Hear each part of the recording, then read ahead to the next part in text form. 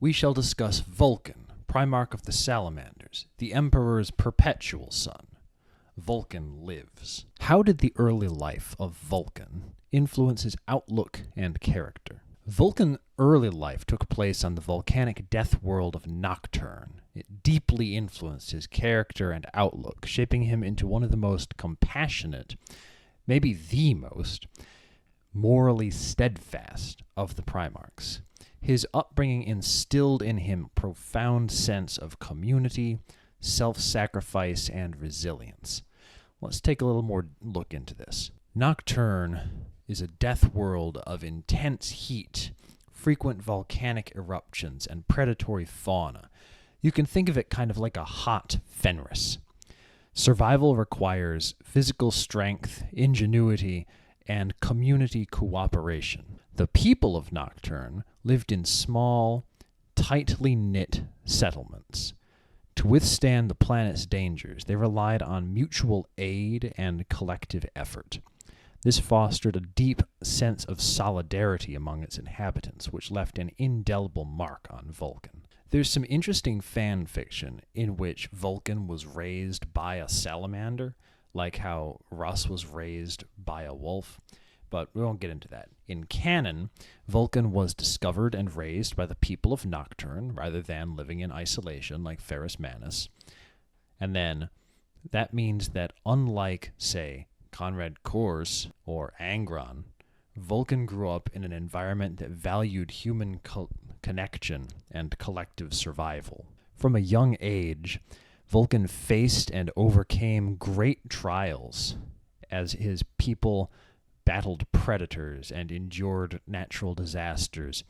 This gave him an innate understanding of hardship and the strength to endure it, and established his mythos among his people, the same as like Ferrus Manus defeating great monsters and stuff. Notably, though, a formative moment in Vulkan's early life was his participation in a contest against the Dark Eldar. A formative moment in Vulkan's early life was his participation in a great battle against the Dark Eldar, the so-called Dusk Wraiths, as his people called them, who raided the inhabitants of Nocturne for slaves. Vulkan took up the smithy hammers his adoptive father had taught him to wield in the forge, and he slew many of them in a great combat, which tested his strength, endurance, and ingenuity, and which showed his people another way to deal with their problems instead of running from them. Vulkan's victory was achieved not just through brute strength, but through cleverness, determination, and the surprise that the Dark Eldar did not expect resistance, cemented his reputation as a protector of his people. This great trial reinforced Vulkan's belief in protecting the innocent, standing against injustice, and using his powers for the benefit of others. From his early days on Nocturne, we can see several key traits of his personality that had already formed during his early life. Compassion. Growing up among a community of survivors, Vulkan developed an unwavering commitment to protecting the weak and vulnerable. Resilience. The harshness of Nocturne tempered Vulkan into an unyielding force, capable of enduring immense physical and emotional pain. Ingenuity. Raised by a craftsman, a smithy, like the mythical Shango, the necessity of crafting tools and weapons from limited resources fostered Vulkan's exceptional skill as a blacksmith and problem solver. And this was one of those societies where blacksmithing was linked to like the idea of magic. You know how it is. There's a bunch of them. But then also humility. Despite his immense power, Vulkan saw himself first as part of a larger whole. He valued collaboration and never placed himself above his people except to serve them. Temperance. Unlike Angron or Kurz, who were consumed by their inner demons, Vulkan's early life with a real parent figure gave him a strong moral compass and a sense of balance. Whereas Angron was thrust into the brutal world of the gladiatorial Red Sands and made to kill for survival. Vulkan grew up in a supportive community where strength was used to protect They only killed for food and to protect themselves from great monsters, not to oppress each other. Their relationship to pain was different. Angron's nails drove him to rage and despair, while Vulkan's resilience allowed him to endure suffering without losing his humanity. And so their philosophy of leadership grew to be different. Vulkan believed in leading by example and serving his people, whereas Angron was more focused on liberation through destruction, often at the cost of his own followers' lives. And thus, Vulkan's early life on Nocturne was the foundation of his identity as the Primarch, the unyielding protector. He carried the values of his upbringing into his leadership of the Salamanders Legion, emphasizing the defense of humanity, especially civilians. This was well cemented in his legion's gene seed, their genetic identity, even before he ever met them. Vulkan's legion was known for prioritizing civilian lives, often going out of their way to shield and evacuate innocents during campaigns. Especially the battle against the orcs where he first met them. It's a great thing. You should read about it. Anyway, moral integrity. Vulkan held himself and his legion to the highest ethical standards, even when it meant occasionally questioning orders or suffering greater casualties than they might have otherwise. Forgecraft and innovation, already a cornerstone of the Salamanders Legion since their fight against the underground whatever those machines were on Terra.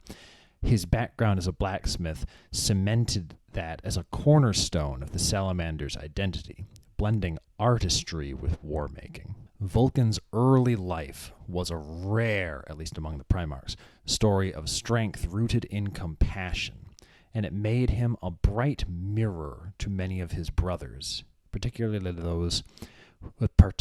those who lacked such grounding.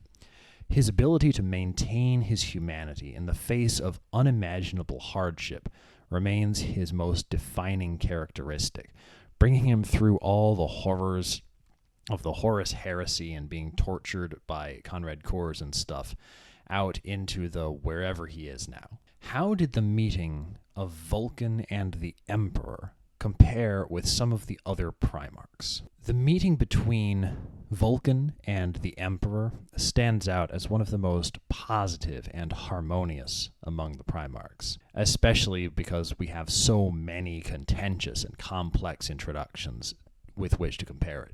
The Emperor approached Vulkan with respect and understanding, and respect for his culture, honestly, recognizing the immense strength and moral character he had cultivated on Nocturne. Let's take a look into how Vulkan's meeting compares with some other Primarchs. The Emperor found Vulkan and participated in a cultural contest, one of Nocturne's famed Salamander trials, a test of endurance and strength held by the people. Rather than appearing as an overlord or savior, the Emperor competed against Vulkan in the trials, engaging with him as an equal. They did like the anvil lift and this and that, and then the big thing was that they like forged weapons and went out to hunt a big salamander, and then he ended up saving Vulkan's life. It was great. The Emperor did not impose himself, but instead demonstrated his worth through his action and his cultural understanding, thus appealing to Vulkan's values. There's some reason to say that the trials concluded inconclusively because the Emperor ended up giving up his salamander he'd hunted in order to save Vulkan's life, but Vulkan understood that was bullshit. Like, he embraced the Emperor as a father and leader without hesitation. Vulkan's unwavering moral compass aligned well with the Emperor's vision, at least in its idealized form. He accepted the Emperor's guidance with no visible resentment or conflict. To compare with some other Primarchs, Guilliman also had a largely positive introduction, but the Emperor found him already ruling a prosperous world, Macragge, which was expanding to form like a little mini empire. He'd already demonstrated his leadership and vision. Like Vulkan, Guilliman accepted the Emperor's authority and vision readily, seeing it as an extension of his own ideals. But While Gilliman saw the Emperor as a superior strategist and ruler, Vulkan viewed him more personally, as a paternal figure worthy of respect through deeds, not just rank. Sanguinius, like Vulkan, was raised in a death world, and he welcomed the Emperor with unabashed happiness. The Emperor immediately recognized Sanguinius' noble heart and saw him as a beacon of hope.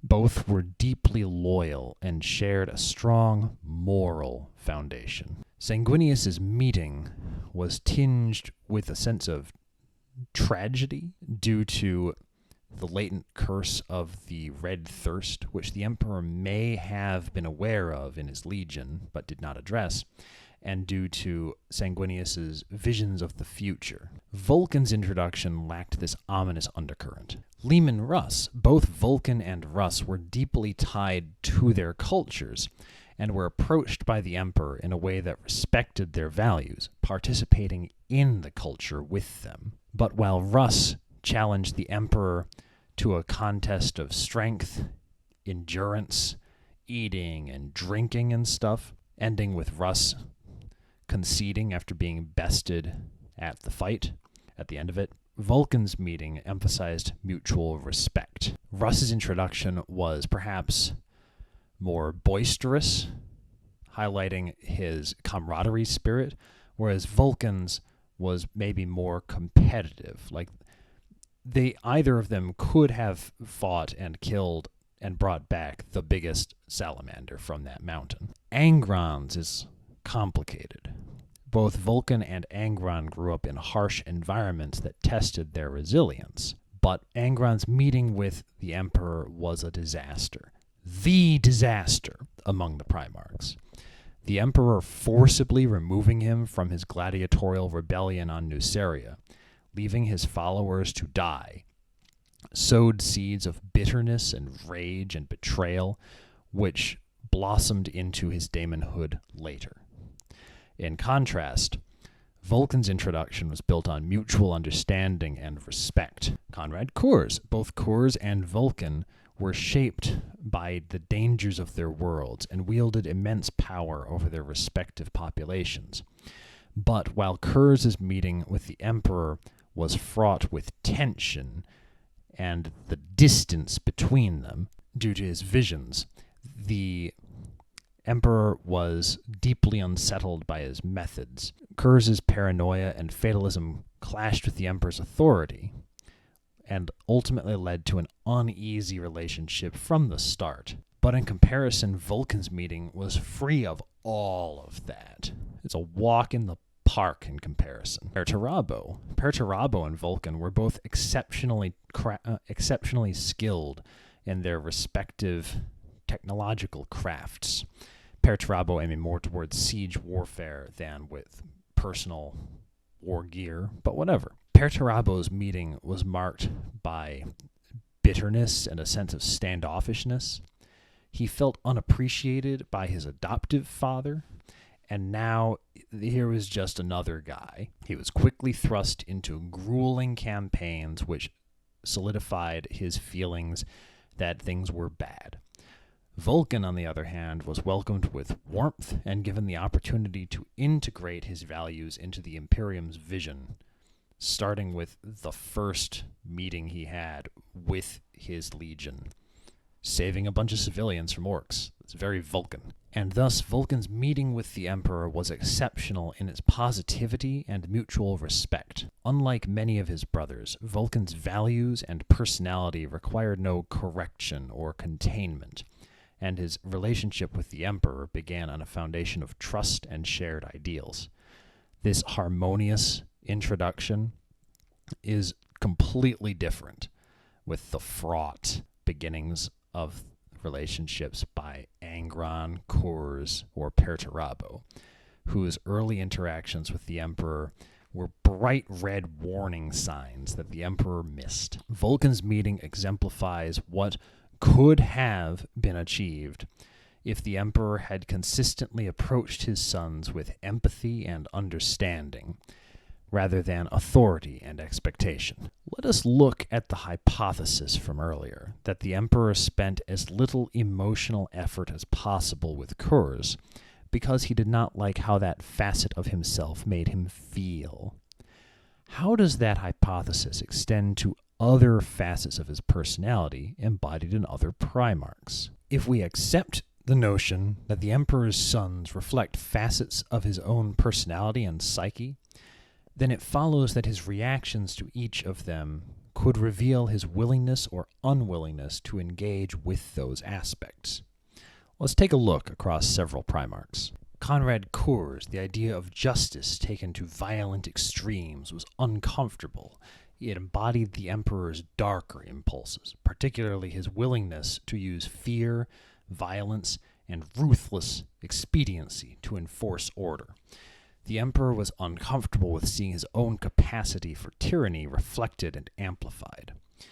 And thus the emperor kept his distance, avoided addressing Kurz's deeper emotional and psychological needs, and shipped him off from his planet as fast as he could. He ultimately relied on others to criticize his methods, notably Dorn.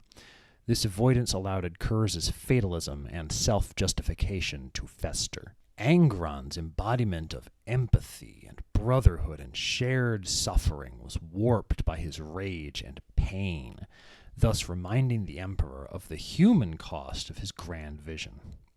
Angron's rebellion against his enforced servitude mirrored doubts that the emperor had about his own authoritarian methods, and so the emperor's decision to forcibly remove Angron from Nuceria, rather than help him fight alongside his gladiatorial brothers, reflects a lack of engagement with Angron's emotional trauma and cultural values. The emperor was unwilling or unable to acknowledge or address the depth of Angron's suffering because it exposed flaws in his own ideology and values. Mortarian's defiance and a distrust of authority echoed potential insecurities the emperor might have had about his role as a ruler. The emperor was not the one railing against tyranny all the time. He sometimes was the tyranny.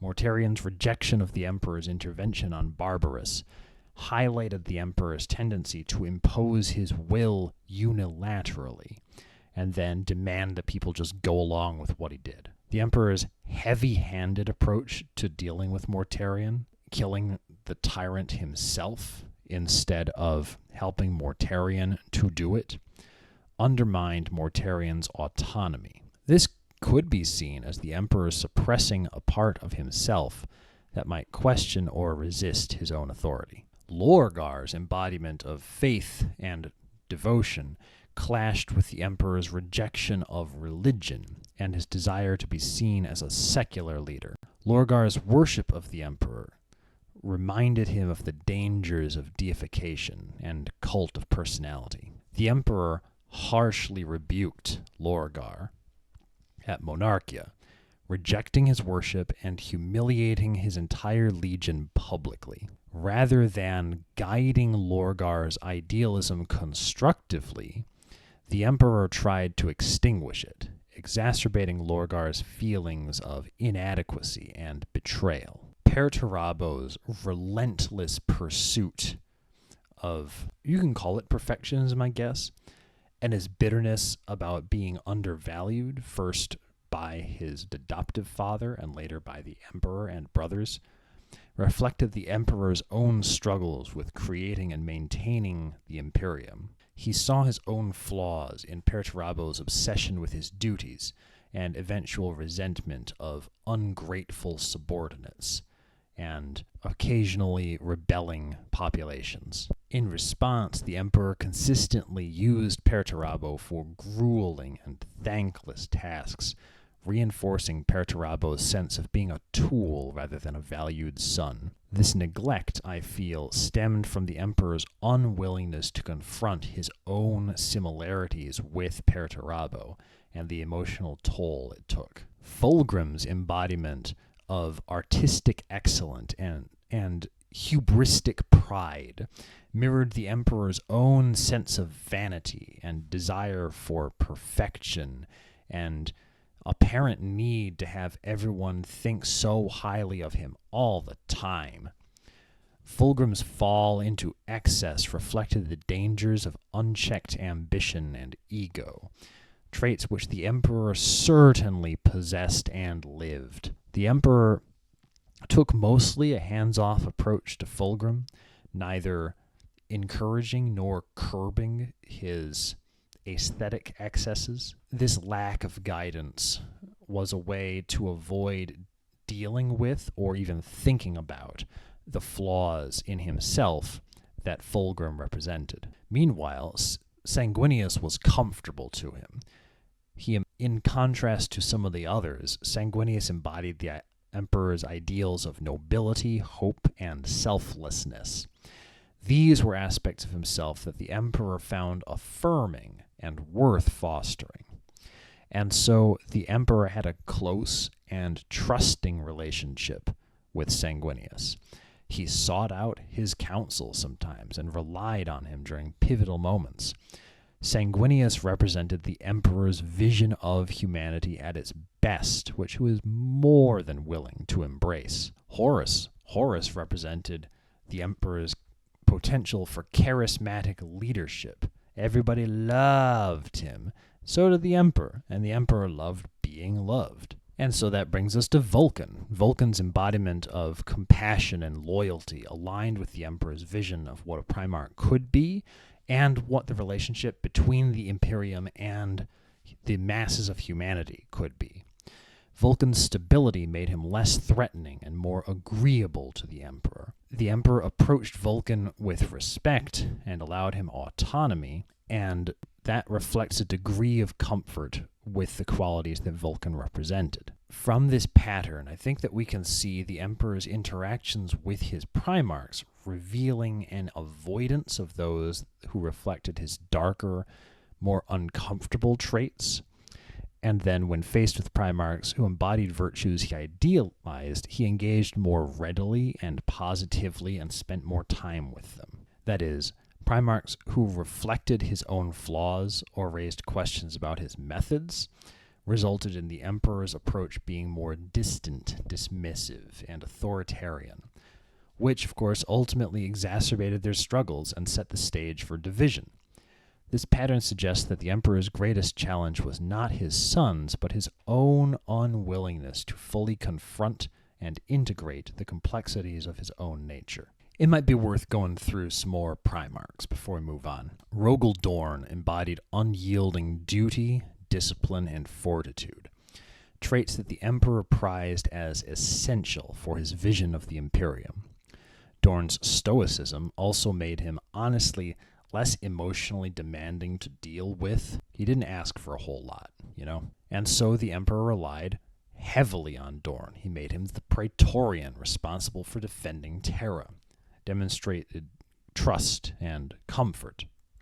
However, his reliance on Dorn overlooked the emotional strain that such relentless expectations placed on Dorn. Ferrus Manus, representing innovation and control, his obsession with technological innovation, and his legion succumbing to the idea of machine perfection of form, mirrored the emperor's own tendencies towards control and mastery of the material world and his relationship with the Mechanicus, and Ferrus's rigid worldview and intolerance for failure reflected the emperor's own high standards. As a result of this, the emperor seems to have a neutral to distant relationship with Ferrus sometimes.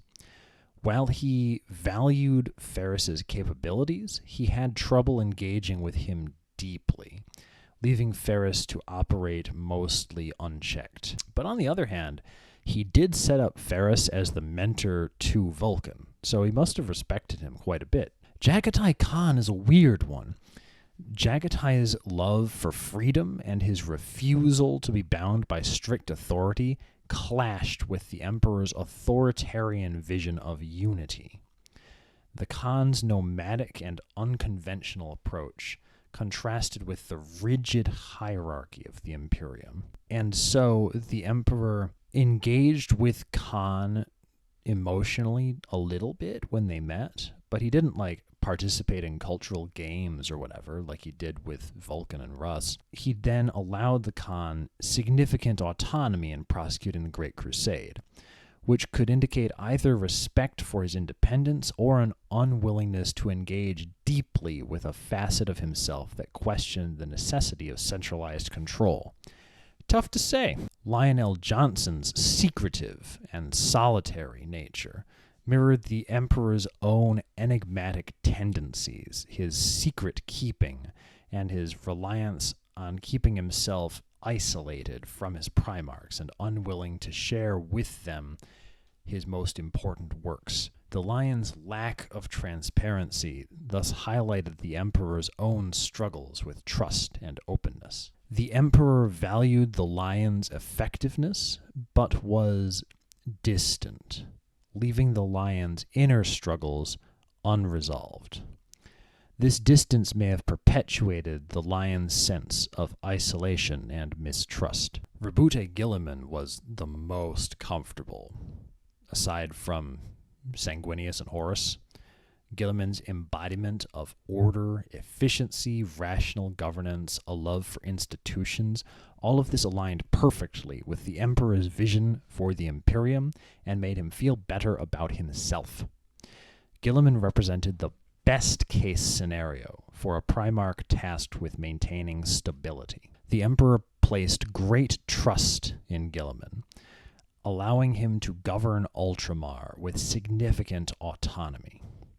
Their relationship appeared pragmatic and mutually respectful, with little indication of discomfort. Magnus's insatiable thirst for knowledge and his reliance on psychic powers, which honestly he did not fully understand, mirrored the Emperor's own dependence on the warp, a source of power he sought to control but feared, and the Imperium's own dependence on psychic powers for its operation in the position of navigator and astropath. Magnus's hubris reminded the Emperor of his own past mistakes in underestimating chaos. The Emperor initially spent a lot of effort nurturing Magnus's psychic talents, but later he distanced himself, forbidding Magnus from continuing certain studies, notably sorcery. This shift in their relationship reflected the Emperor's discomfort with the risks that Magnus represented. Leman Russ, his fierce loyalty and pragmatic, just-get-it-done style aligned with the Emperor's need for a warrior who could act decisively, even brutally, for the sake of the Imperium. Russ's savage nature was viewed by the Emperor as a necessary tool, rather than the potential for viewing it as a reflection of the Emperor's own darker instincts. The Emperor seemed to have a pretty good relationship with Russ, I'd say. He relied on him as an enforcer among the Primarchs. But then, while the Emperor trusted Russ's loyalty, this trust was more rooted in his utility and dependability rather than any emotional connection between them.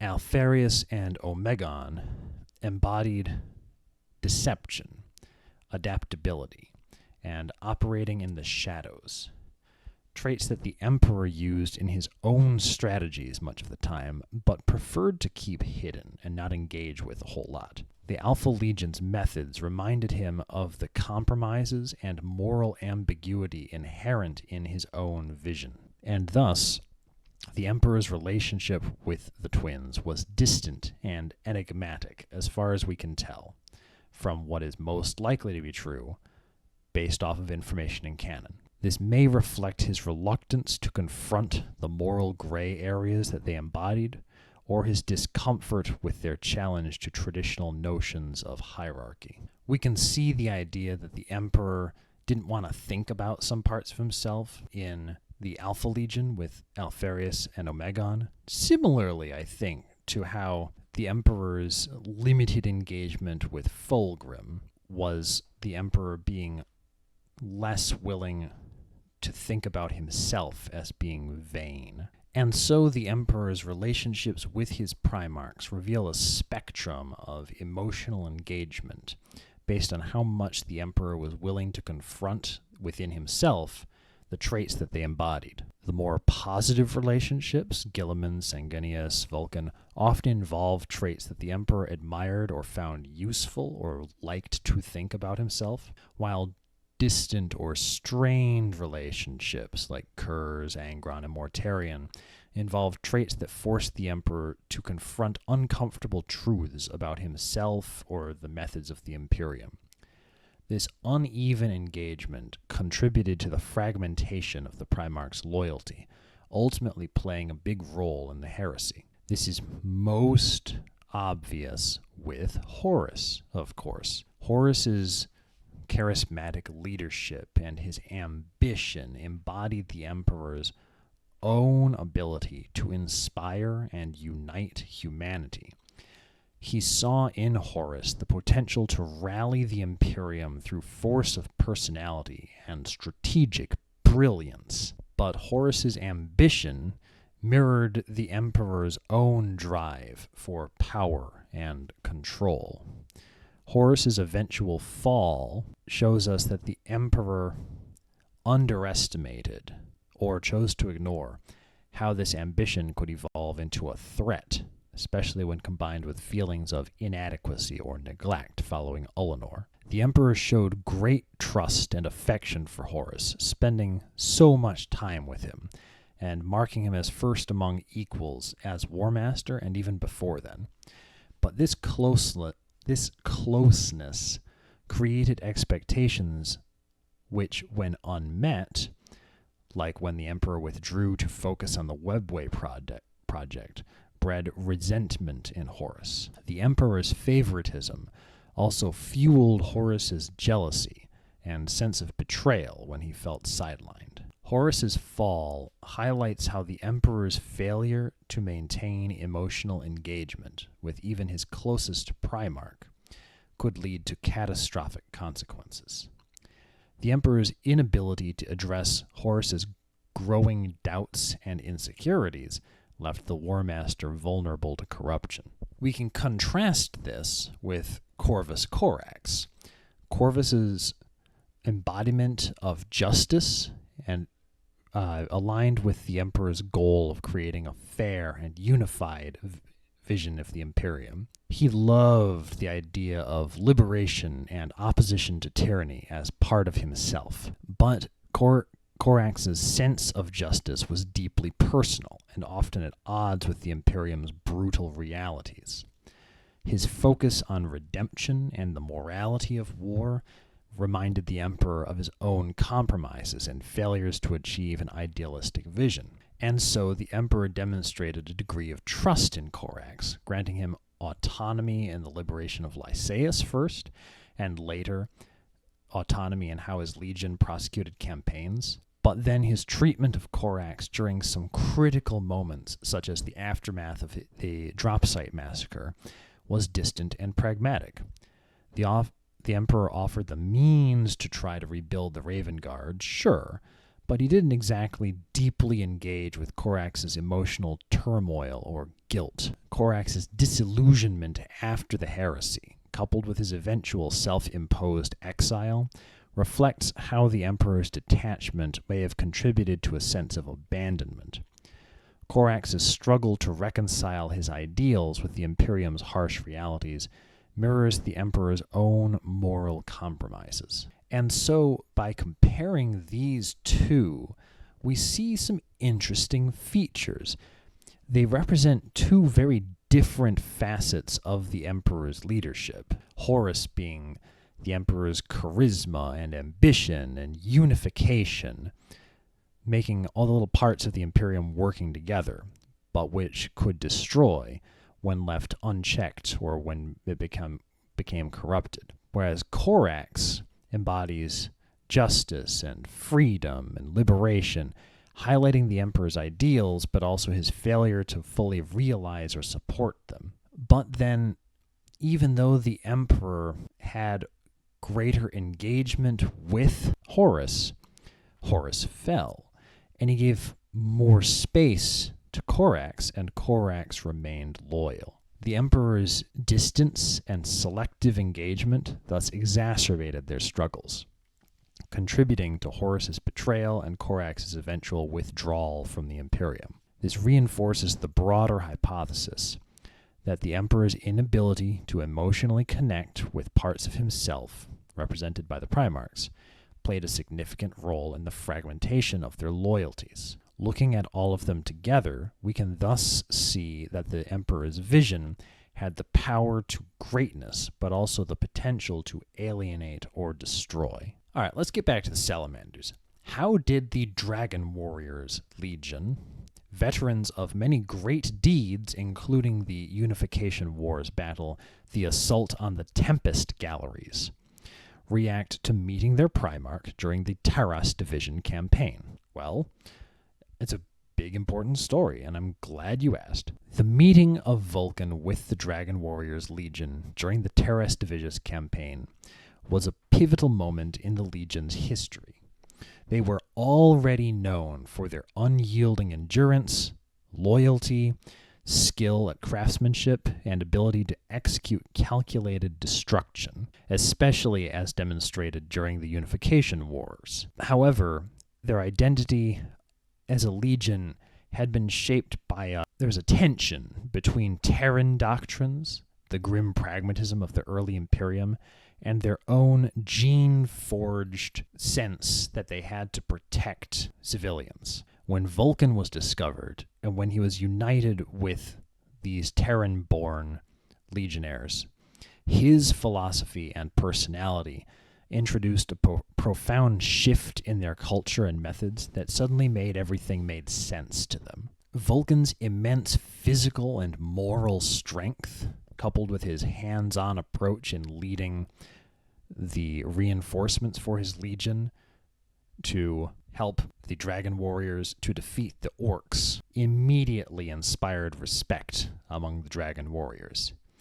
They recognized in him a leader who embodied not only martial prowess, but a deeply personal commitment to the ideals of protection and service. Many Terran-born Marines of the Dragon Warriors had initially struggled to reconcile their war-hardened pragmatism with their gene-forged idealism and emphasis on humanity. And then they met Vulkan and his insistence on minimizing collateral damage and preserving civilian lives, while also being spectacularly effective in battle, made everything make sense. Despite some initial cultural friction then, Vulkan's authenticity and the coherence of his vision, his willingness to place himself in a position of servitude, his personal involvement in the Terras Division campaign, especially demonstrating both strategic genius and compassion, showcased his ability to balance ferocity with mercy. This blend of qualities resonated deeply with many of the Marines in the Salamanders. We can see this as an obvious contrast with Perpetual. Vulkan shows up, sees his legion in trouble, rescues them, and says, "Oh, I'm so sorry.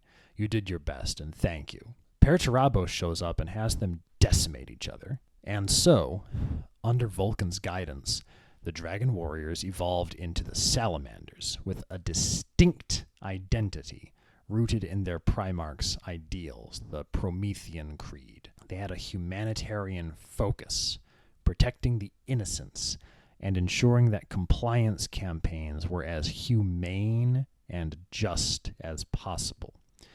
Vulkan emphasized the importance of being both warriors and guardians of humanity.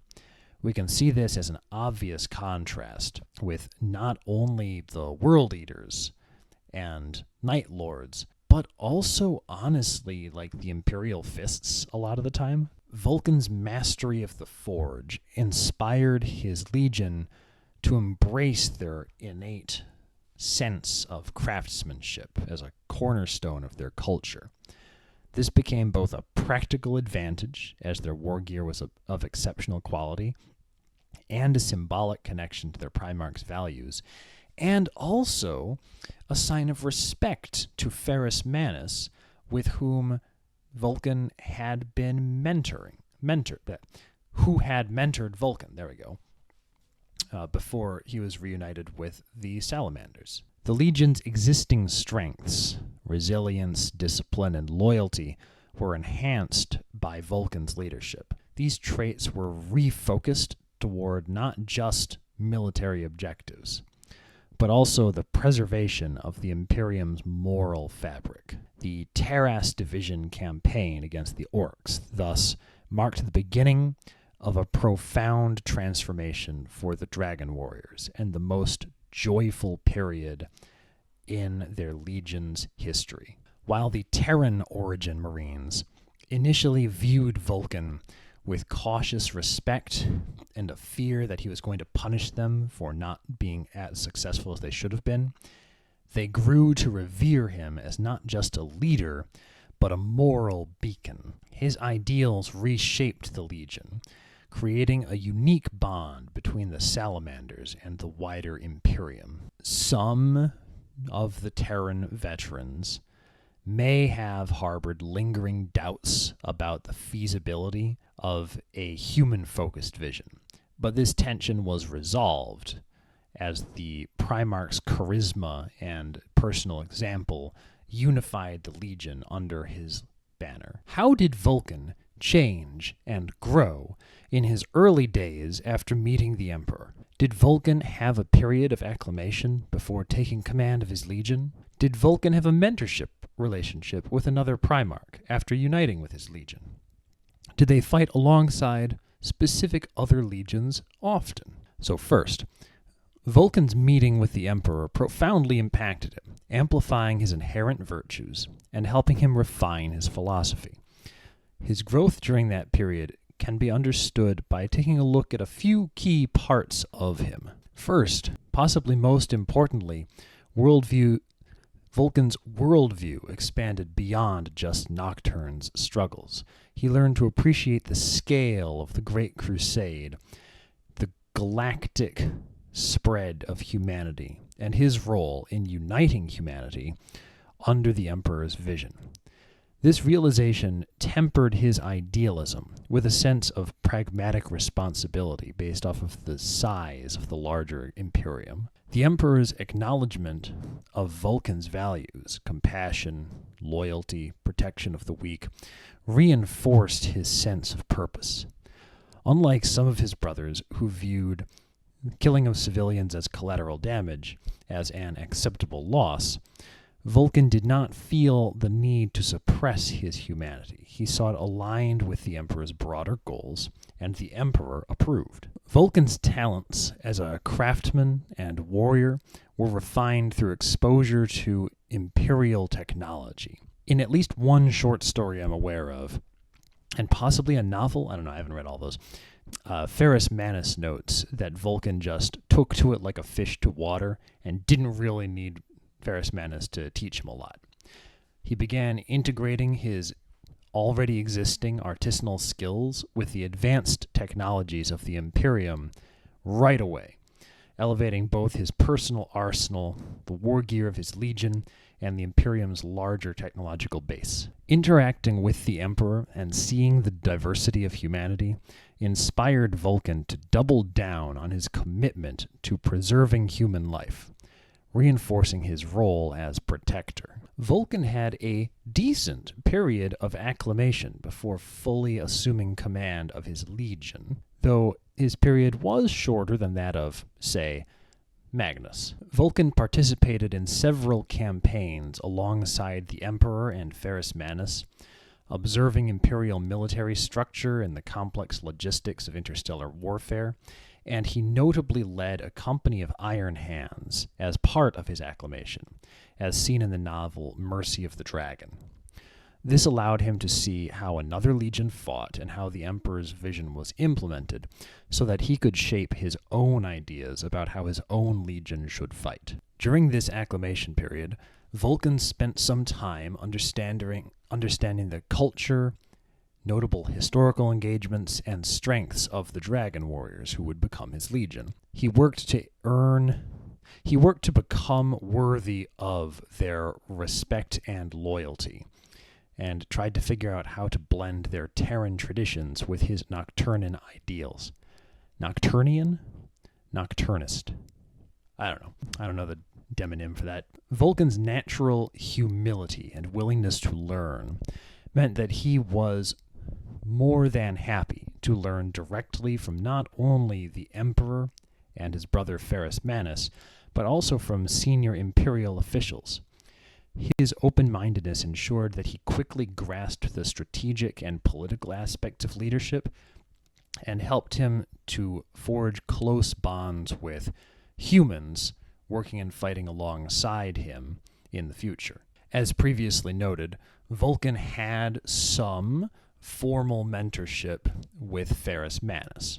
It wasn't super long, but it was there. His relationships with his brothers influenced him significantly, and he ended up having close bonds with both Ferrus Manus and Rogel Dorn. Ferrus Manus in particular, his intellectual equal in the Forge, had a shared passion for smithing, which allowed them to forge a deep camaraderie. Their discussions influenced Vulkan's approach to integrating technology and strategy into warfare. Vulkan and the Salamanders frequently fought alongside legions that valued endurance, fortification, and humane compliance and diplomacy.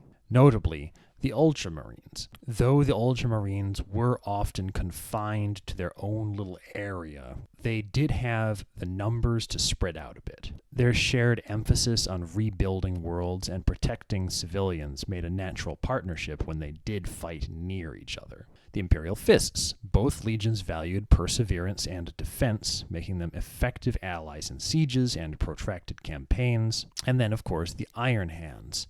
Their existing bond between their Primarchs, shared love of technology, and their interest in fighting for the sake of achieving a goal often saw them working together effectively.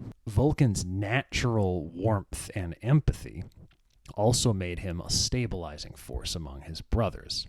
While he did not always agree with their methods, his ability to connect on a personal level allowed him to forge strong alliances. Not to get too far ahead of ourselves, but perhaps I might take a moment here to examine the period of acclimation, or lack thereof, each Primarch had before taking command of their legion. Some of this information may be out of date. Who knows what novels have been published by the time you watch this compared to the time that I recorded this. Okay, so the first 6 known Primarchs found in order of when they were found. Remember, known. We're completely ignoring 2 and 11 right now. Horus, Leman Russ, Ferrus Manus, Fulgrim, Vulkan, Rogel Dorn. So let's just take a look at these 6 first. Trying to do all 18 at once is a mess. We can see from here how their unique circumstances and the Emperor's expectations influenced their integration into the Great Crusade. First, the standout, Horus. Horus was the first Primarch found. Ignore any of the Alfarius bullshit. Like, there's no way to know any facts about Alfarius. The Emperor spent at least decades with Horus before reuniting him with the Luna Wolves. The exact circumstances are a little iffy. This extended period made Horus the most directly influenced by the Emperor's personal tutelage. Again, we are not thinking about Alfarius. None of what is in canon can be believed. Horus learned leadership, strategy, incredible skill at diplomacy, and combined arms from the Emperor, setting a high standard for the other Primarchs, which was not met. He internalized the Emperor's vision deeply, which contributed to his early success as a charismatic leader. His closeness with the Emperor made the eventual betrayal of the Emperor cut deeper. but it also made the eventual betrayal he felt by the Emperor when the Emperor left for the Webway project cut deeper, as he felt the weight of being abandoned because the Emperor didn't tell him anything about it. Leman Russ had a pretty short acclimation period, just enough to learn a bit of Low Gothic and briefly meet Horus. He was quickly put in command of the Space Wolves without a long period of mentorship. The Emperor spent some little time with him on Fenris. Horus spent some little time meeting him elsewhere, but their bond was more informal. It was rooted in mutual respect for each other's strength. Russ's direct command style and reliance on Fenrisian traditions reflects his early assumption of leadership. He wasn't out there getting decades of tutelage by the Imperial Army and the Adeptus Mechanicus in order to form his strategies. He fought like a wolf pack. His loyalty was forged more through action than philosophy. He trusted the Emperor's might and wisdom without requiring extensive guidance. Ferrus Manus, the third known Primarch found, had minimal acclimation time before assuming command of the Iron Hands. His meeting with the Emperor, poorly described in canon, was brief and decisive. Ferrus had already proven his capacity as a warrior by defeating a great number of incredible monsters on his world, including the great silver worm Asirnoth. I hope I'm pronouncing that right. Ferrus's practical mindset made him an immediate and effective commander. As soon as he met the Mechanicus, they understood that he was far beyond them in intuitive understanding of technology, for one thing. Now, his lack of acclimation may have limited his understanding of the Emperor's broader vision. Maybe that's why his legion didn't stick around to do a whole lot of rebuilding after conquest. Who knows? His obsession with strength and accomplishments and perfection dominated his leadership style, leaving little room for compromise and only occasional diplomacy. Fulgrim, next, had a unique period of adjustment due to the state of the Emperor's children. When Fulgrim was found, his legion had been brought nearly to extinction, forcing him to rebuild from the ground up. This gave him a de facto acclimation period focused on reconstruction and bonding with his legion as they were attached to other legions, usually the Luna Wolves. They fought more like a company of Luna Wolves soldiers at the time, rather than their own legion. Fulgrim's need to restore the Emperor's children instilled in him a drive for perfection and achievement, and their fighting alongside the Luna Wolves for so long drove in him a desire to see them define themselves afterwards. These early struggles created a deep need for validation, which would later be exploited by chaos. You can see this sort of thing with him constantly boasting and challenging Jagatai Khan, for example, to see who's the best. He needed to prove himself the best. So Vulkan next. As we discussed, Vulkan had a moderate acclimation period and mentored by Ferrus Manus, involving observation of the Great Crusade, time to forge understanding of the Dragon Warriors, leading a company of the Iron Hands for a while. He used this time to figure out how to integrate his own world's ideals into the structure of the Salamanders, which he ultimately showed to great effect in their first big battle when he led a bunch of reinforcements to rescue the Terran origin Dragon Warriors. Vulkan's openness to learning and his willing to humble himself made this transition smoother than many of his brothers. His compassionate leadership style emerged quickly, rooted in his nocturne upbringing and the Emperor's affirmation of his values. All right, sixth, Rogel Dorn was already in command of the Phalanx and a small interstellar empire based on Inuit depending on the exact canon you read. So he was given command of the Imperial Fists almost immediately after his reunion with the Emperor. He is familiar with advanced technology. He'd already proven his ability as a ruler and warrior.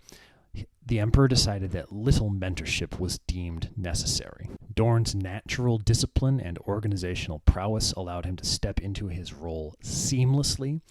However, his strict adherence to duty and hierarchy may have been reinforced by the lack of a transitional period, making him less flexible compared to some of his others. Maybe he could have used a couple years with the Space Wolves, So, Horus and Vulkan benefited from transition periods, allowing them to build strong foundations with their legions and align their leadership styles with the Emperor's vision. Horus had decades longer of mentorship. On the other side of things, Leman Russ, Ferrus Manus, and Rogel Dorn stepped into command with relatively little delay, relying on their innate strengths, but potentially missing the opportunity for deeper integration and learning. And then Fulgrim, of course, had a unique situation. He had to fight more or less as a company of another legion until they rebuilt their numbers. It was driven by necessity rather than design, but that's how it ended up working out. The Emperor's approach to each Primarch was to some degree tailored by their personality and circumstances, though in some cases this hands-off approach may have exacerbated existing flaws. But we can see among these first 6 of the known Primarchs that he did, it seem, make an effort to have the circumstances fit the individual. Now, interestingly, we can see Russ and Ferrus Manus had minimal acclimation periods despite coming from worlds with relatively low levels of technological sophistication, and it worked out well for them anyway. That's interesting. The period of acclimation was not related to how much they had to learn about the high technology of Warhammer 40,000. We can see then that the Emperor's decisions about acclimation periods were not primarily based on the technological sophistication of the Primarch's homeworlds, or their personal familiarity with advanced technology. Instead, other factors seem to have influenced whether a Primarch received an extended period of guidance. The Emperor seems to have prioritized innate competence and leadership skills. Ferrus Manus' personal ingenuity on his homeworld, breaking into vaults of ancient technology and trying to learn about them, demonstrated his ability to adapt and master new challenges, including advanced technology. His practical mindset thus made him an immediate fit for command. Leman Russ had natural confidence, strength, and great charisma as a leader, which meant he could seamlessly transition into commanding the Space Wolves with only a short period of time to learn Low Gothic and technology. His focus on martial excellence also reduced the immediate need for technical expertise. The Emperor also seems to have aligned the Primarch's acclimation with... the Emperor also seems to have based the Primarch's period of acclimation off of how well they aligned with their legion's core values. Both Russ and Ferrus came from worlds where the values they embodied were closely aligned with their legion's pre-existing ethos, baked into them by gene seed. The Space Wolves valued martial prowess and honor, traits that Russ already possessed in abundance, and the Iron Hands revered strength, resilience, and pragmatism, which were natural to Ferrus Manus' character. We'll get more into that later and talk about the Iron Hands' weird thing about technology and all that, whatever. Their seamless integration into their legions showed that the Emperor was correct. They did not need extended acclimation periods. The Emperor thus viewed Russ and Ferrus, and others we'll talk about later, as mission ready. They were warriors who had proven themselves capable of command, and they did not require extensive mentorship to align with the Imperium's goals. The demands of the Great Crusade also influenced this decision. These legions were needed in the field, and their primarchs were considered ready to lead without delay. We will see that come up more later. These are the first 6. He could afford to delay them a little to make sure they were ready. By the time he got to some of the later Primarchs, he just had to ship them out as fast as he could. He was so worried about existential alien threats. Both Russ and Pharismanus had straightforward, results-driven temperaments. They were less likely to question or deviate from the Emperor's overarching strategy, reducing the need for personal oversight. The Emperor trusted them to adapt quickly to new technology and the demands of the Great Crusade through experience rather than instruction. Horus, meanwhile, had a decades-long, extended period of mentorship and acclamation with the Emperor. This was not because he viewed Horus as being weak or vulnerable. He needed a foundation to be built for future Primarchs to follow. And he was trying to build Horus into a war master. He wasn't addressing deficiencies, he was building up strengths. For Fulgrim, his legion's near destruction necessitated rebuilding efforts.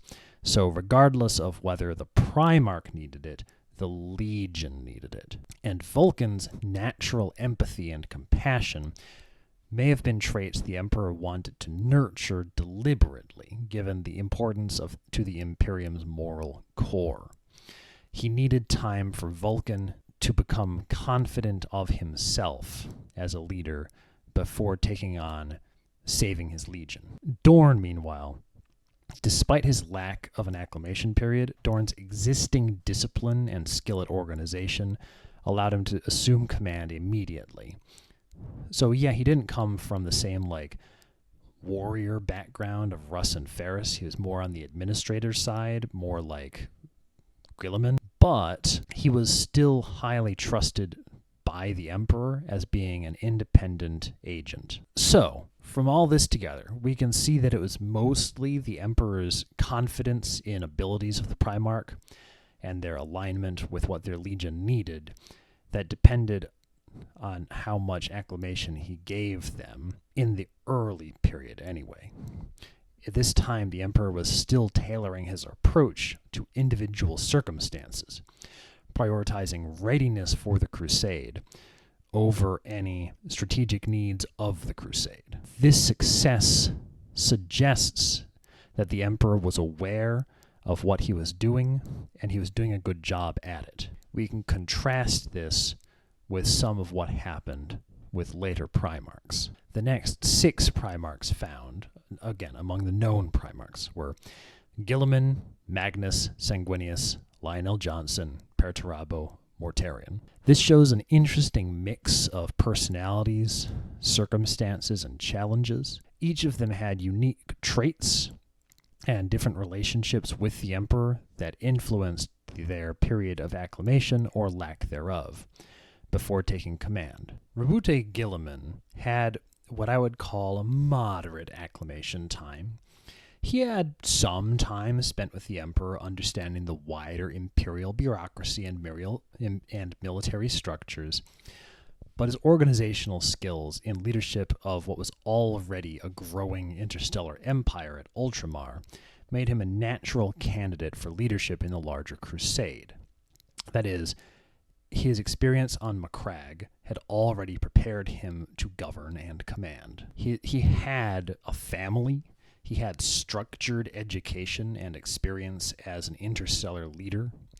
This made him uniquely equipped to expand the Imperium's governance and be a model of its military organization. The Emperor wanted him to adapt his vision of statecraft to the Imperium's broader needs.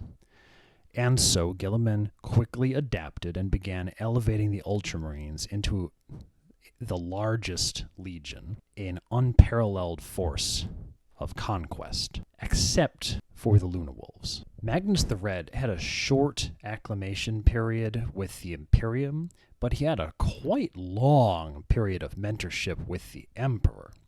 He was already a being of immense intellect and psychic power and led his world quite well.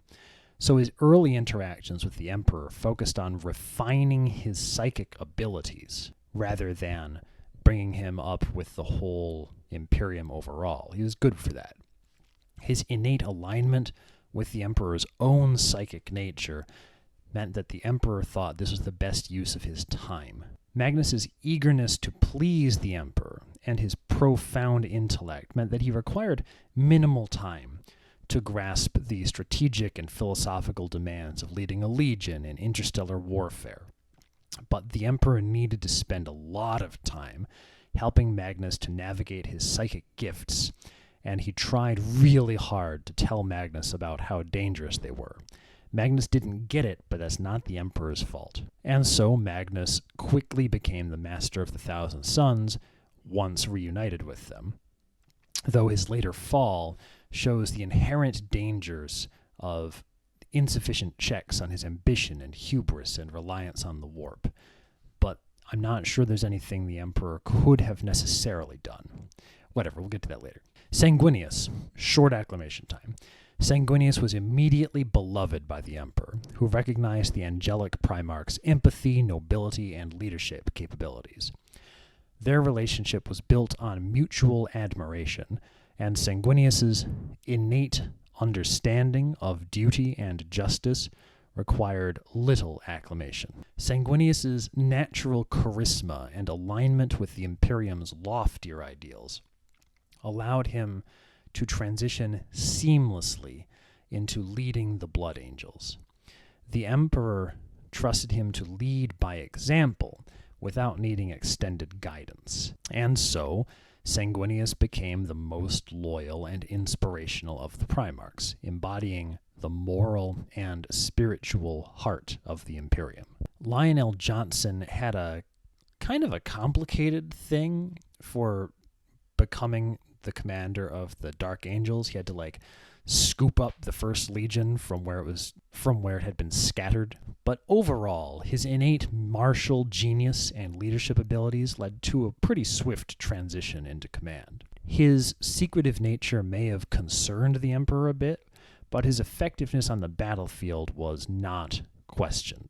The Emperor saw no need for extended mentorship. He trusted the Lion's instincts and strategic mind, though the lack of emotional connection may have left unresolved issues that later influenced the Lion's isolationist tendencies. So ultimately, the Lion led his legion with unmatched efficiency and effectiveness, but he struggled with internal and external relationships, both with the other Primarchs and with broader imperial institutions. Perturabo is where things really start to fall apart. He had a short acclimation period.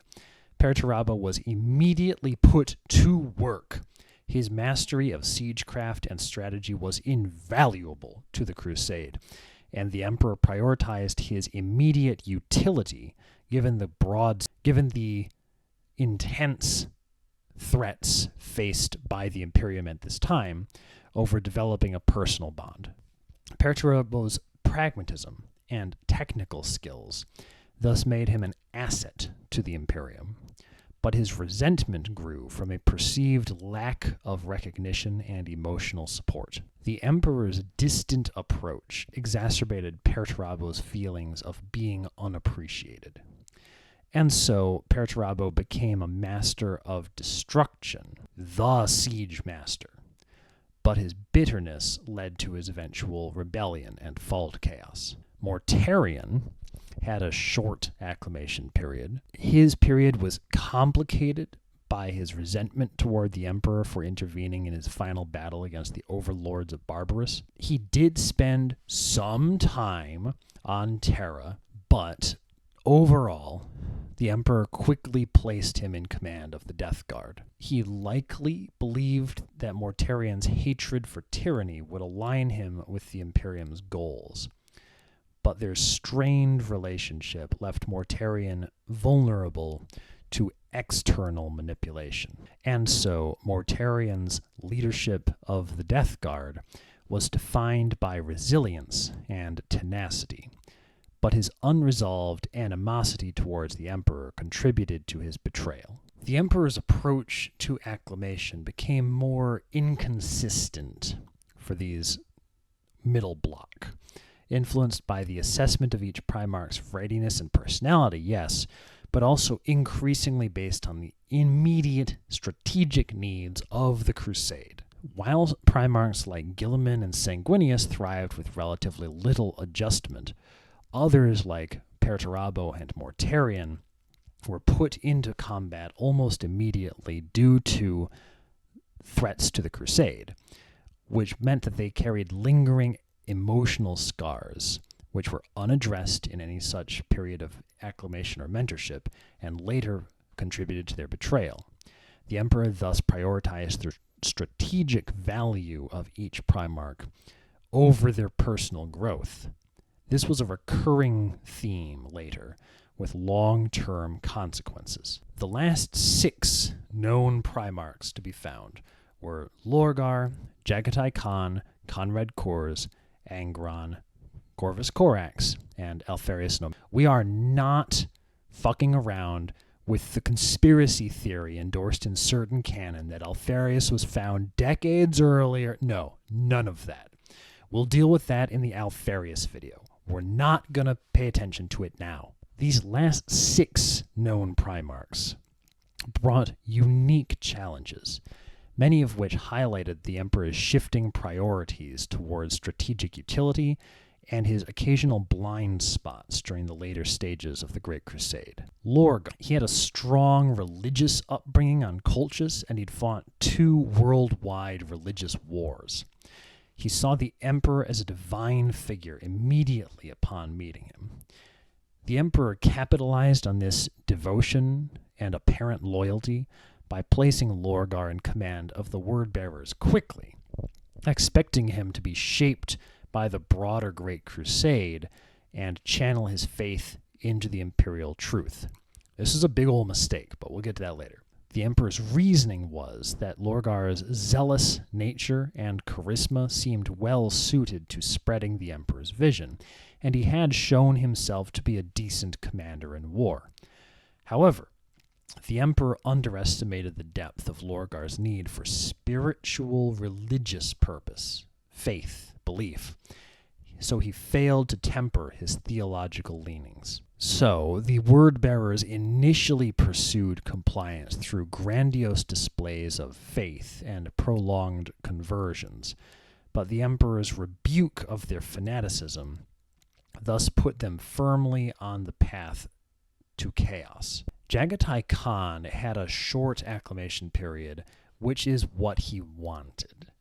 Jagatai's upbringing among the nomadic tribes of Chogoris had already instilled in him a mastery of leadership and mobile warfare. His independence and pragmatism allowed him to take command of the White Scars with minimal adjustment. The Emperor trusted the Khan's adaptability and martial prowess, viewing him as a free spirit who needed little direct guidance.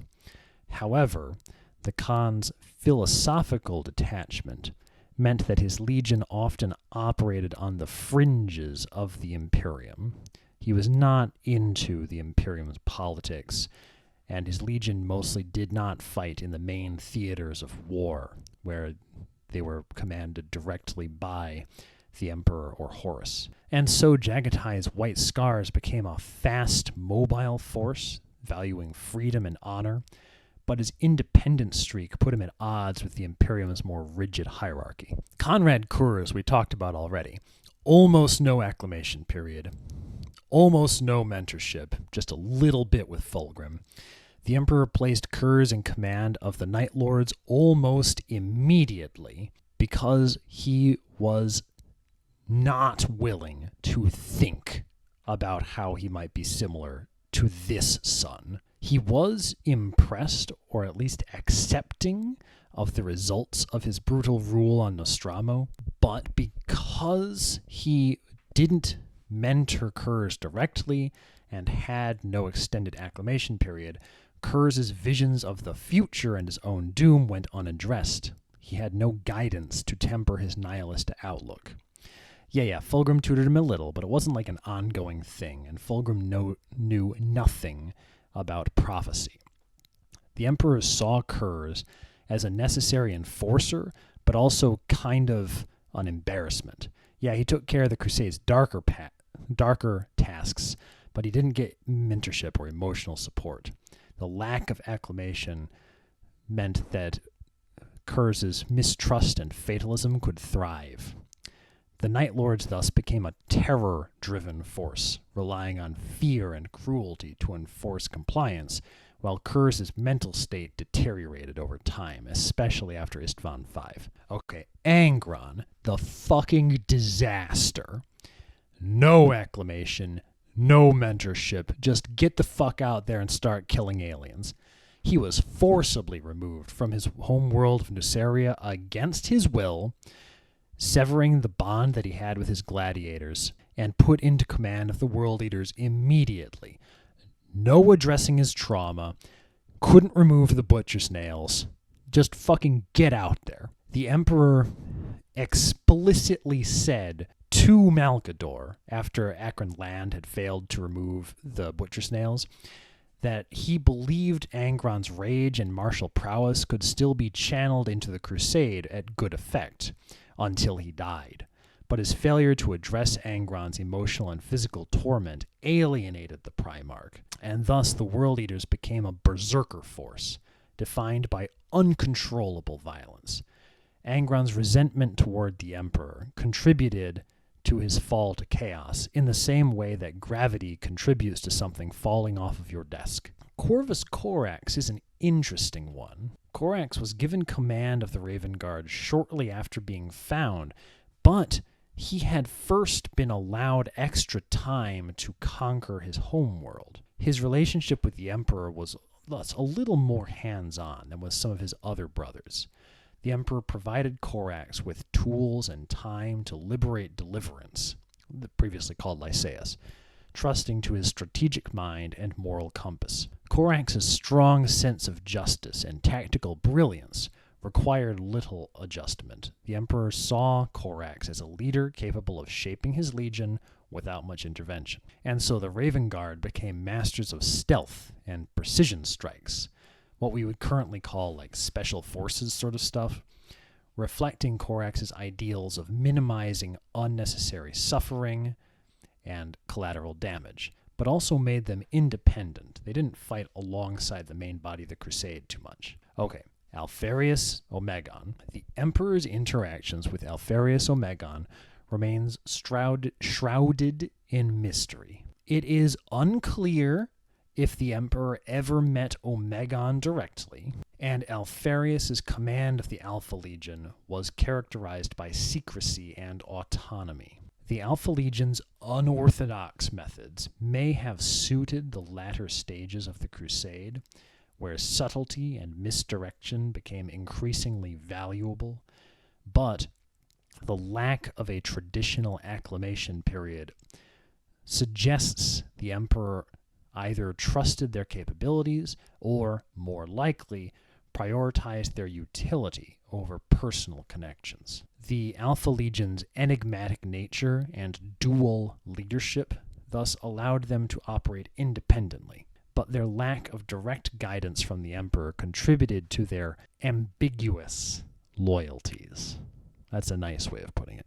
We know nothing about the 2nd or 11th Primarchs here. We're not going to talk about them yet. We can see a hands-off approach by the Emperor for these last 6 known Primarchs. The Emperor's reluctance to engage deeply with this final group of Primarchs reflects his growing focus on the larger goals of the Crusade, rather than on individual relationships. Kurz, Angron, and Lorgar are the cases demonstrating how the lack of understanding and the lack of mentorship allowed existing vulnerabilities and character flaws to blossom unchecked, paving the way for their betrayals.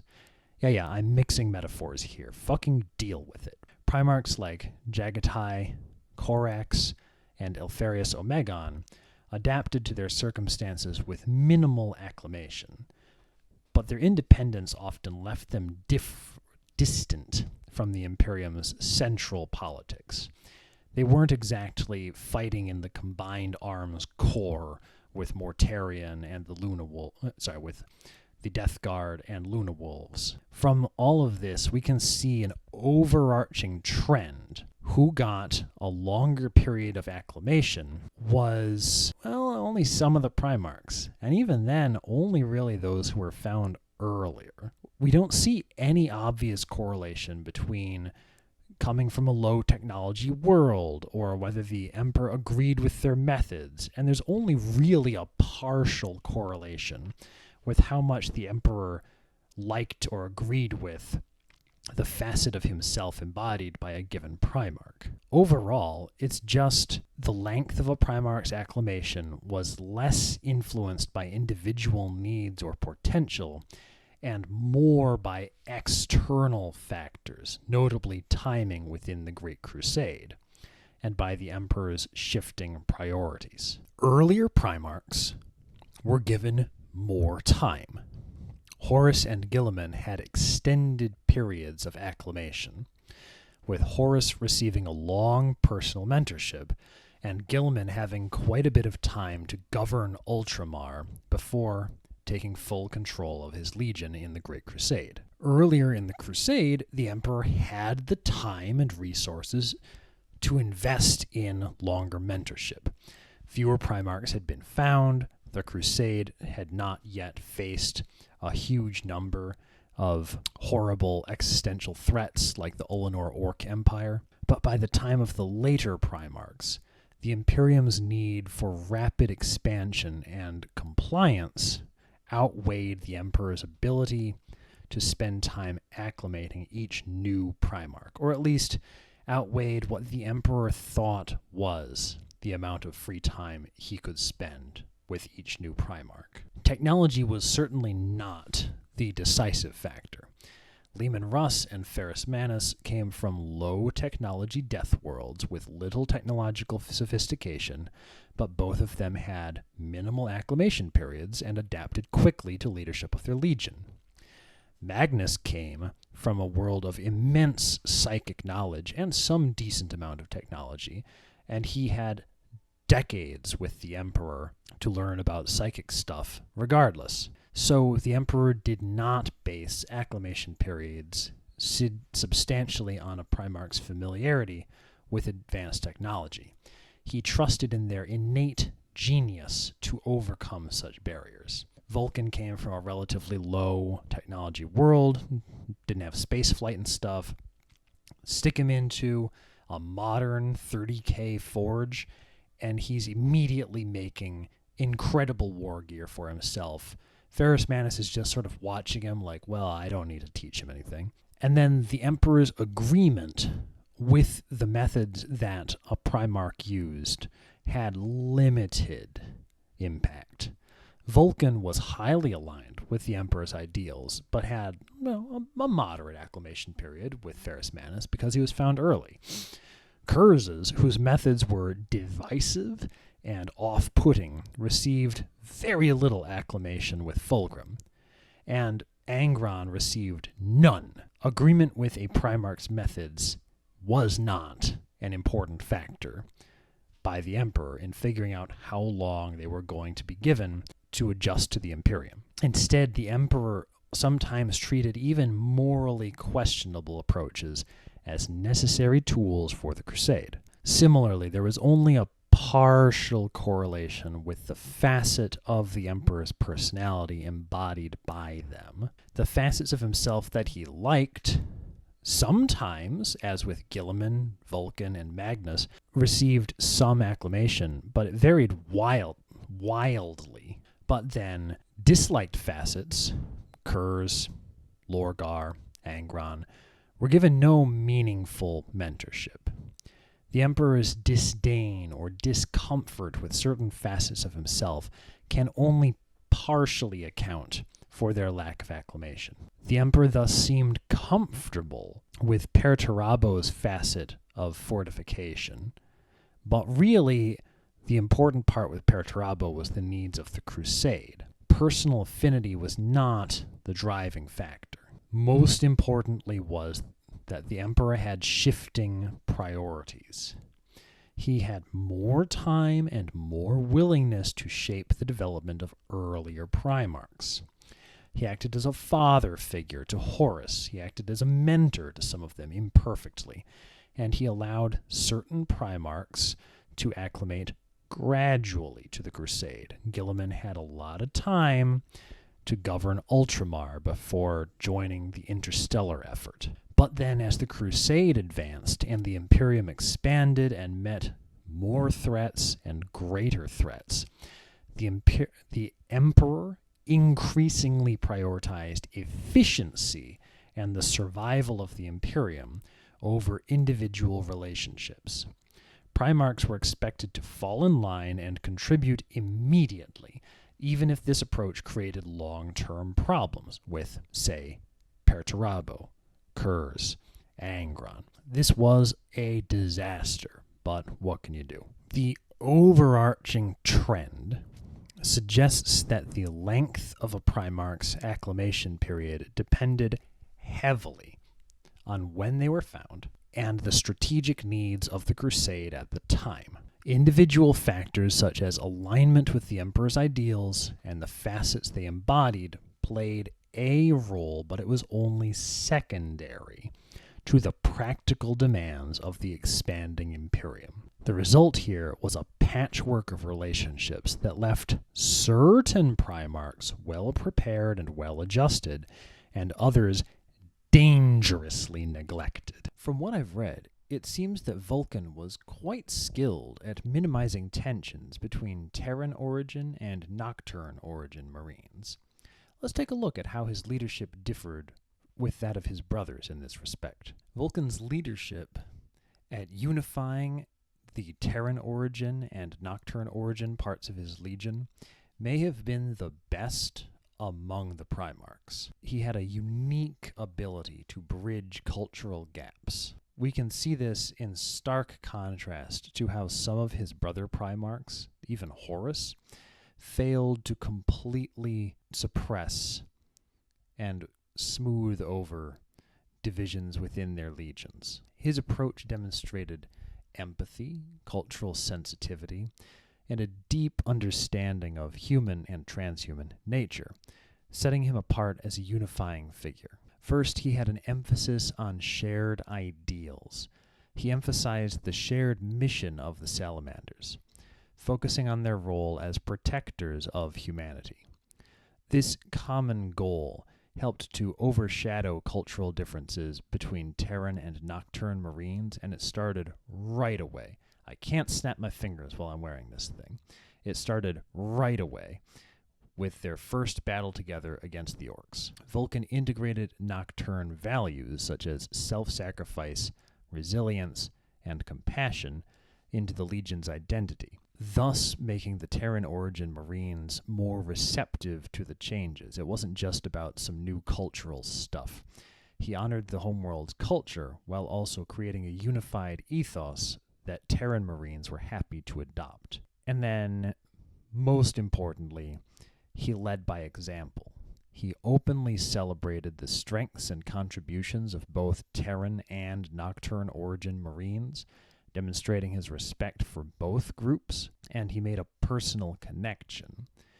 With his hands-on approach, he was able to forge personal relationships with his warriors regardless of their origin, creating a sense of loyalty that transcended regional affiliations like Homeworld. The Salamanders under Vulkan blended Terran traditions with the new Nocturne customs, the Promethean cult, creating a shared identity. Vulkan ensured that Terran and Nocturne origin Marines were represented at all levels of command, fostering collaboration and reducing perceptions of favoritism.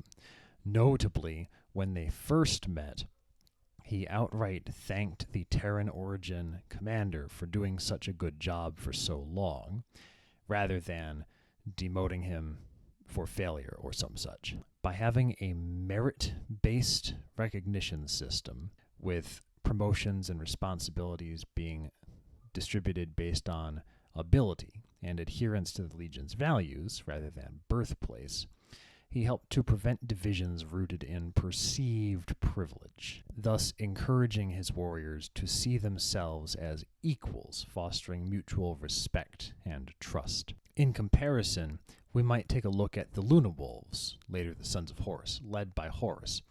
Horus was skilled at managing Terran and Chthonian origin marine relations, but he did so by focusing on loyalty to himself and fostering camaraderie between himself and them.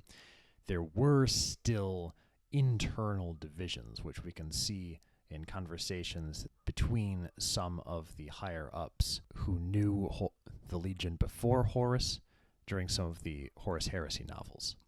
His success relied on his personal charisma, which was not sustainable. Lorgar openly favored recruits from Colchis, putting the vile Corpharon and Erebus in the top leadership roles for no obvious reason, thus being at risk of alienating Terran Marines and deepening divisions within his legion. He was able to avoid this by convincing them of his new cult, but whatever. We'll get to that when we talk about Lorgar. Perturabo was the worst. The worst. The first thing he did is kill 1/10 of his legion. His authoritarian leadership style and lack of empathy exacerbated tensions between Terran and Olympia origin Marines, leading to bitterness and division. Angron was never really able to convince the Terran origin Marines of his side of things, thus leading to open conflict, which we already talked about. Guilliman, meanwhile, tried to address tensions by imposing a rigid hierarchical structure, ensuring smooth integration in smoothing, but at the cost of individuality and personal connection. Lionel Johnson's secretive leadership of the Dark Angels and reliance on strict discipline created some amount of unease and distrust between his Marines, not just between Terran and Caliban origin, but also more broadly. You never really knew who in your squad was part of a different part of the Hecatoncheires. Oh well. Vulkan's methods thus succeeded because they were rooted in genuine care and respect for his warriors and a deep belief in their shared humanity and mission. He did not rely solely on charisma, rigid structure, or discipline, but instead built a culture of mutual respect and shared purpose. By integrating traditions, fostering egalitarianism, and leading by example, Vulkan created a legion where both Terran and Nocturne origin Marines not just felt valued, but were valued, and thus were united. This approach was particularly effective for the Salamanders, whose gene-forged values of compassion and self-sacrifice resonated strongly with Vulkan's vision. It was an outgrowth of Vulkan's unique personality, the most empathetic and grounded of the Primarchs. But still, in keeping with our pattern, let's take a look. What were the internal legion politics of the Salamanders? The internal politics of the Salamanders were built on the ethos of unity, self-sacrifice, and compassion.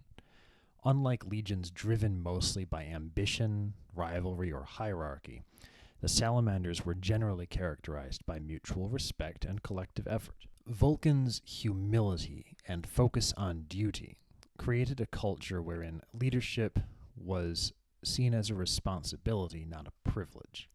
He led by example, instilling a sense of collective accountability among his officers. And thus, he was able to minimize the intense internal rivalries seen in other legions, notably the Luna Wolves. There's a lot of that within the Horus Heresy novels. This is largely because of Vulkan discouraging arrogance and competition. He intentionally fostered a strong cohesion within the Salamanders. We can see this as an obvious contrast with the Iron Hands, wherein each clan had to be self-sufficient. The Salamanders prioritized their bonds as warriors and protectors over personal ambition or their rivalries. The Salamanders' belief in protecting the innocent and serving the greater good created a shared sense of purpose, reducing friction within their ranks. The Salamanders maintained close ties to their homeworld of Nocturne, including its civilian population. Many legions retained strong cultural ties to their origins, but kept themselves aloof. Even the Iron Hands put themselves strictly in the leadership positions of Ironfather. But many Salamanders Marines retained strong family ties to their origins, fostering a collective identity rooted not in service to humanity as an abstract, but in service to specific individual humans, various nieces and nephews and stuff. And so, unlike some legions that saw civilians as expendable or collateral damage, the Salamanders valued and protected human life, further uniting the legion around their shared mission. There were some challenges there. The Salamanders' independent operations occasionally created friction with other legions, or Imperial commanders who viewed their humanitarian focus as a deviation from the primary goals of the Great Crusade. I'll say this was not a huge point of friction once the Night Lords started acting, because then everyone realized, oh, the alternative is so much worse. These differences in philosophies led to occasional tension with the Night Lords or World Eaters, who saw the Salamanders' compassion as weakness, whereas the Salamanders saw them as monsters, unfit for service. We'll take a look more at a specific conflict they had with the Night Lords later. While egalitarian, the Salamanders still prized martial skill and leadership.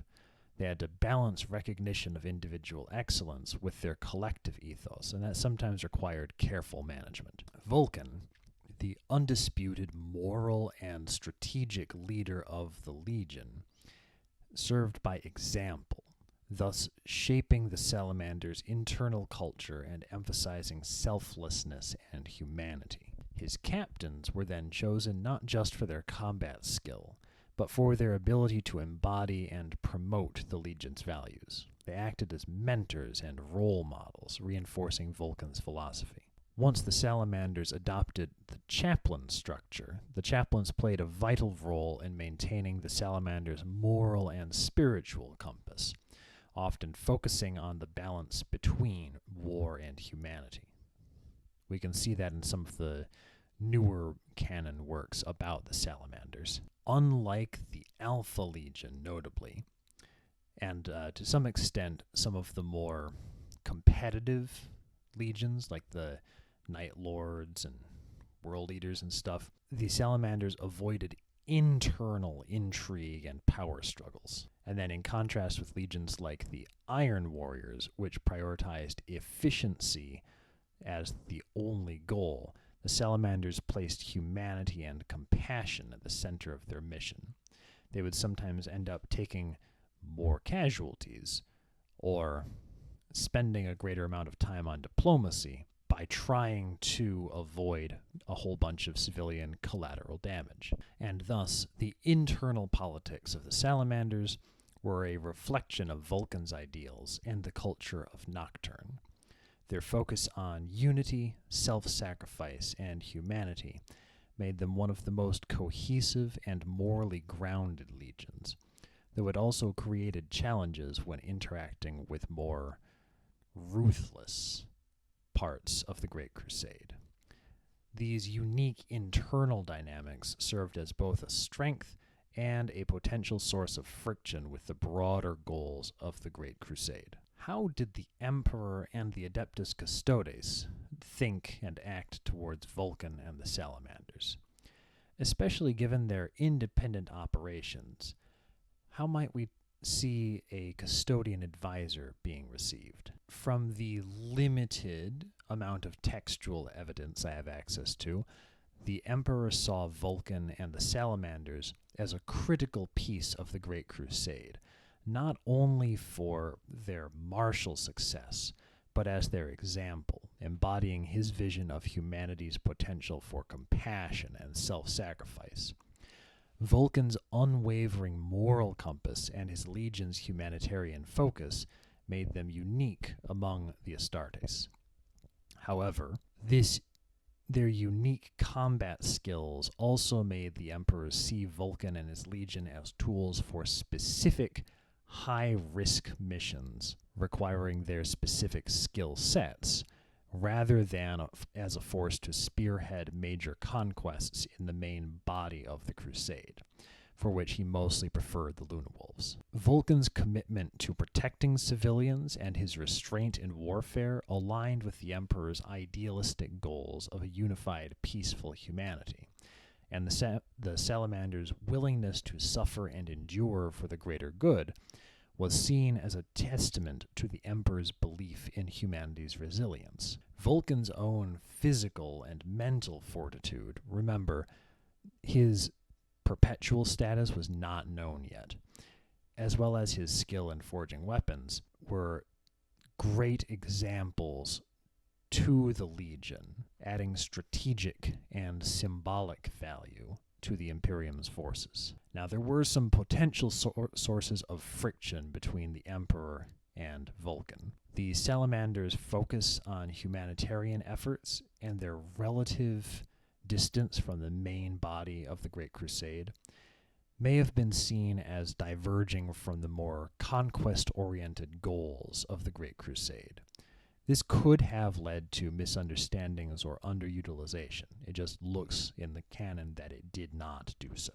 The Emperor was at risk of viewing the Salamanders' selflessness as a resource to be spent. If he had put the Salamanders up against the Rangdan, for example, they may have taken far more casualties than was really justified strategically for one legion. Again, didn't happen in canon. Could have, didn't. The Custodes, meanwhile, had a detached and critical view of the Astartes, but they did have respect for Vulkan and the Salamanders due to their exemplary courage, martial skill, and focus on protecting humanity. They didn't see the Salamanders as berserkers like the World Eaters or monsters like the Night Lords. They were soldiers, and they did a good job. The Custodes always had this arrogance going on, so there was still that, but whatever. Vulkan's moral clarity and genuine compassion earned some admiration by the Custodes. These traits set him apart from many of his brothers. But the Salamanders' relative distance from the main body of the Great Crusade was a little suspicious to the Custodes. They prioritized unity and loyalty, and notably, the ability to be directly overseen by the Emperor. A custodian advisor, then, would have been a welcome feature to the Custodes. They would have been happy to have more oversight.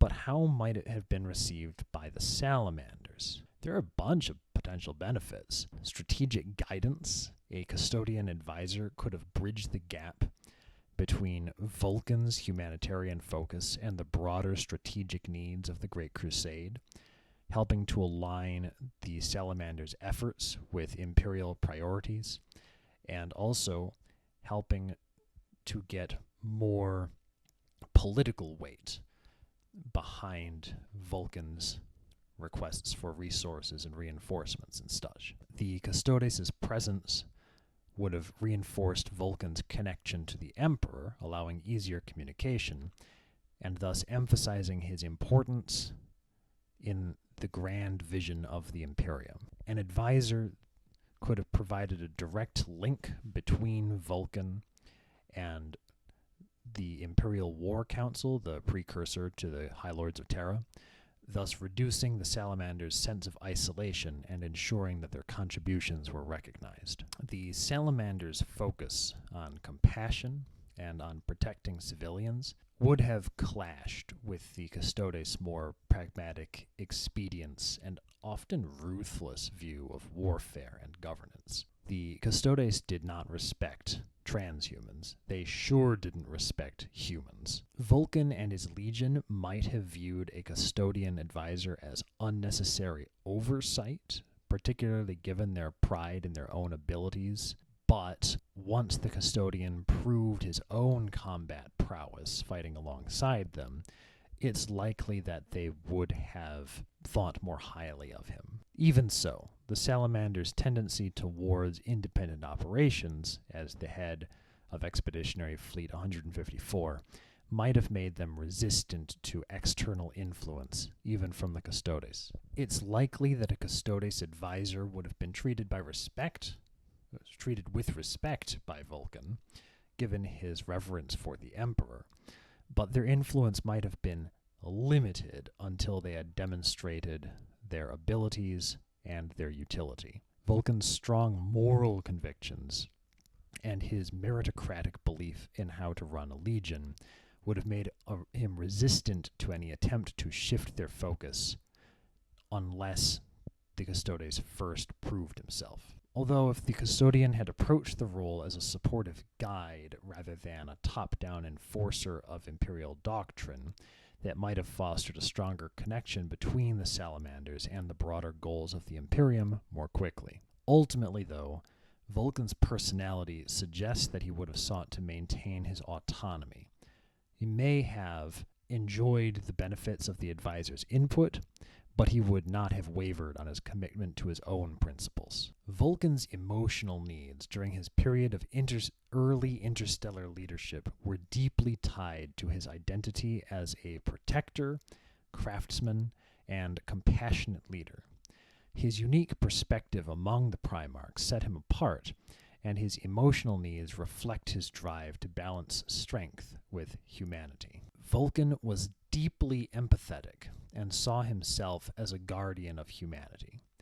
He needed recognition. He needed acknowledgement from his peers and the Emperor that his compassion and emphasis on protecting civilians were as vital to the crusade as his martial prowess. Vulkan's bond with his legion, the Salamanders, was familial and paternal. He needed to feel connected to them on a personal level, fostering loyalty through shared values of selflessness and sacrifice. He needed support, especially institutional support, for his philosophy of war. Vulkan believed in fighting for the people of the Imperium, not just the number of worlds in the Imperium. He needed validation that his philosophy was compatible with the Great Crusade's goals, especially when other Primarchs prioritized efficiency and pragmatism over humanity. I'm going to specifically call out Ferrus Manus and Perpetual for that one. As a master craftsman, Vulkan found meaning in creation. He needed opportunities to express his creativity. He needed opportunities specifically to channel his creativity in the forge into making war gear, weapons, tools, artifacts that symbolized hope and progress. He notably invented the dreadnought, so that's an important one. Vulkan's empathy made him perhaps vulnerable to the horrors of war. He needed emotional reassurance, particularly from the Emperor and from his brother Primarchs, that the sacrifices made during the crusade were justified and that his ideals mattered. He needed community. Vulkan thrived in an environment where trust and camaraderie were prioritized. He needed his legion, the people of his homeworld Nocturne, and his peers among the Primarchs to share in his vision of an Imperium that balanced strength with compassion. If Vulkan's needs had been unmet, his spirit could have been weighed down by the toll of war and the contradictions between his ideals and the harsh realities of the Crusade and of imperial governance. Neglect could have led to feelings of isolation and disillusionment, though Vulkan's inherent resilience and optimism made him less prone to despair than many of his brothers. Now here's a question. Were there any sources of emotional friction which Horus could have used to try to turn Vulkan away from the Emperor? Or perhaps not to turn him to chaos, but were there any sources of friction which could have turned Vulkan into a stance of waiting to see who would win, such as Lionel Johnson is sometimes accused of doing? While Vulkan's deep loyalty to the Emperor and his unshakable moral compass made him one of the Primarchs least likely to be swayed by Horus's rebellion, there were potential points of friction that Horus might have exploited to sow doubt or hesitation.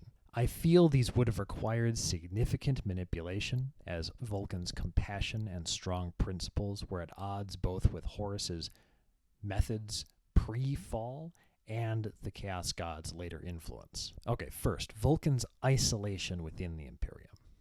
The Salamanders often operated independently, engaging in humanitarian missions that other legions viewed as inefficient or naive, and fighting far away from the main body of the crusade. This isolation could have been a source of frustration for Vulkan, as it distanced him from the broader efforts of the Great Crusade and sidelined him politically. Perhaps Horus could have framed the Emperor as ungrateful for Vulkan's sacrifices and isolated him by pointing out the lack of recognition for his legion's contributions. If he said to Vulkan that the Emperor used the Salamanders as a tool to clean up his messes and ignored the greater good of his people, perhaps Vulkan may have been pushed towards feeling that sacrificing his own sons in the Salamanders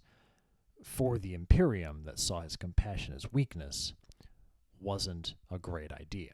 The Emperor's secrecy is maybe the biggest one. Vulkan, like all of his brothers, was kept in the dark about the Emperor's ultimate plans, notably the Webway project. Vulkan valued transparency and trust, which were lacking in the Emperor's leadership style and personality. We'll talk a little later about a specific example with the Webway Gate. Horus could have played on Vulkan's sense of betrayal and being kept in the dark there, pointing out how the Emperor's secretive nature made it difficult to trust his motives. The Emperor claims to protect humanity, but keeps the Primarchs blind to his true intentions. Can you follow a leader who doesn't share the truth with you? Maybe the big one, though this would be tough because he was actively recruiting the Night Lords, the hypocrisy of the Imperium with how it treats civilians. Vulkan was quite aware of the atrocities committed by other legions, especially the Night Lords. We'll talk about that later. And the Imperium's tacit approval of their methods, both in the Great Crusade and in how Imperial worlds were often governed. The contrast between the Emperor's ideals and the brutal reality of compliance missions and later governance might have been able to disillusion Vulkan. If Horus had been able to point to the Emperor's failure to prevent the excesses of other legions, that could have been evidence of the Emperor's hypocrisy and indifference. The trouble there is, he would be arguing that the Emperor was doing what Horus was about to do by recruiting the Night Lords. That is a tough thing to argue. Vulkan's compassion sometimes put him at odds with the imperial bureaucracy, the Munitorum and the Mechanicum. This friction could have left him feeling constrained by the Imperium's rigid structure. If Horus had tried to suggest that Vulkan's values might be better realized outside the Emperor's rigid system, that might have made Vulkan slower to respond to imperial orders, maybe sidelining him from the battles of the Horus Heresy. Ultimately, in the Horus Heresy, Horus used the strategy of sidelining legions on his most powerful opponents, Guilliman and Lionel Johnson, whereas he picked Corax, Ferrus Manus, and Vulkan to be targeted for near destruction at Istvan V. so perhaps he viewed the Salamanders as too weak to be worried about. Anyway, Vulkan and his legion were known for their willingness to make the ultimate sacrifice for the Imperium, but that burden may have taken its toll over time. Horus could have appealed to Vulkan's exhaustion and the endless demands placed on him, framing rebellion as an opportunity to seize his own legion's future. This is more or less what he did, or what he had Lorgar do, to recruit Perturabo. Vulkan's relationships with his brothers, particularly those who shared his values, were important to him. Perhaps Horus could have used this to create division or doubt. He himself was highly diplomatic in his compliance efforts. Perhaps he might have framed loyalist Primarchs as being dismissive or critical of Vulkan's methods, suggesting that his ideals were not respected within the Imperium. Again, this is not a strategy that would have pushed Vulkan to chaos, but might have been able to delay his entry on the loyalist side in the Horus heresy. Now, while these points of friction existed, we go over the question of how Horus might have attempted to turn loyalist Primarchs, mostly to see what made them resistant to Horus's manipulation, and cast better light on why he was successful with certain other Primarchs. Vulkan had unshakable morality. His core belief in protecting humanity and doing what is right would have made him reject chaos under any circumstance, even if he had doubts about the Emperor. Vulkan's deep understanding of suffering, his empathy, would have made him more likely to see through Horus's lies and manipulative tactics than some of his brothers. Vulkan had strength of will, maybe the most mentally resilient of the Primarchs, making him less susceptible to the temptations of chaos.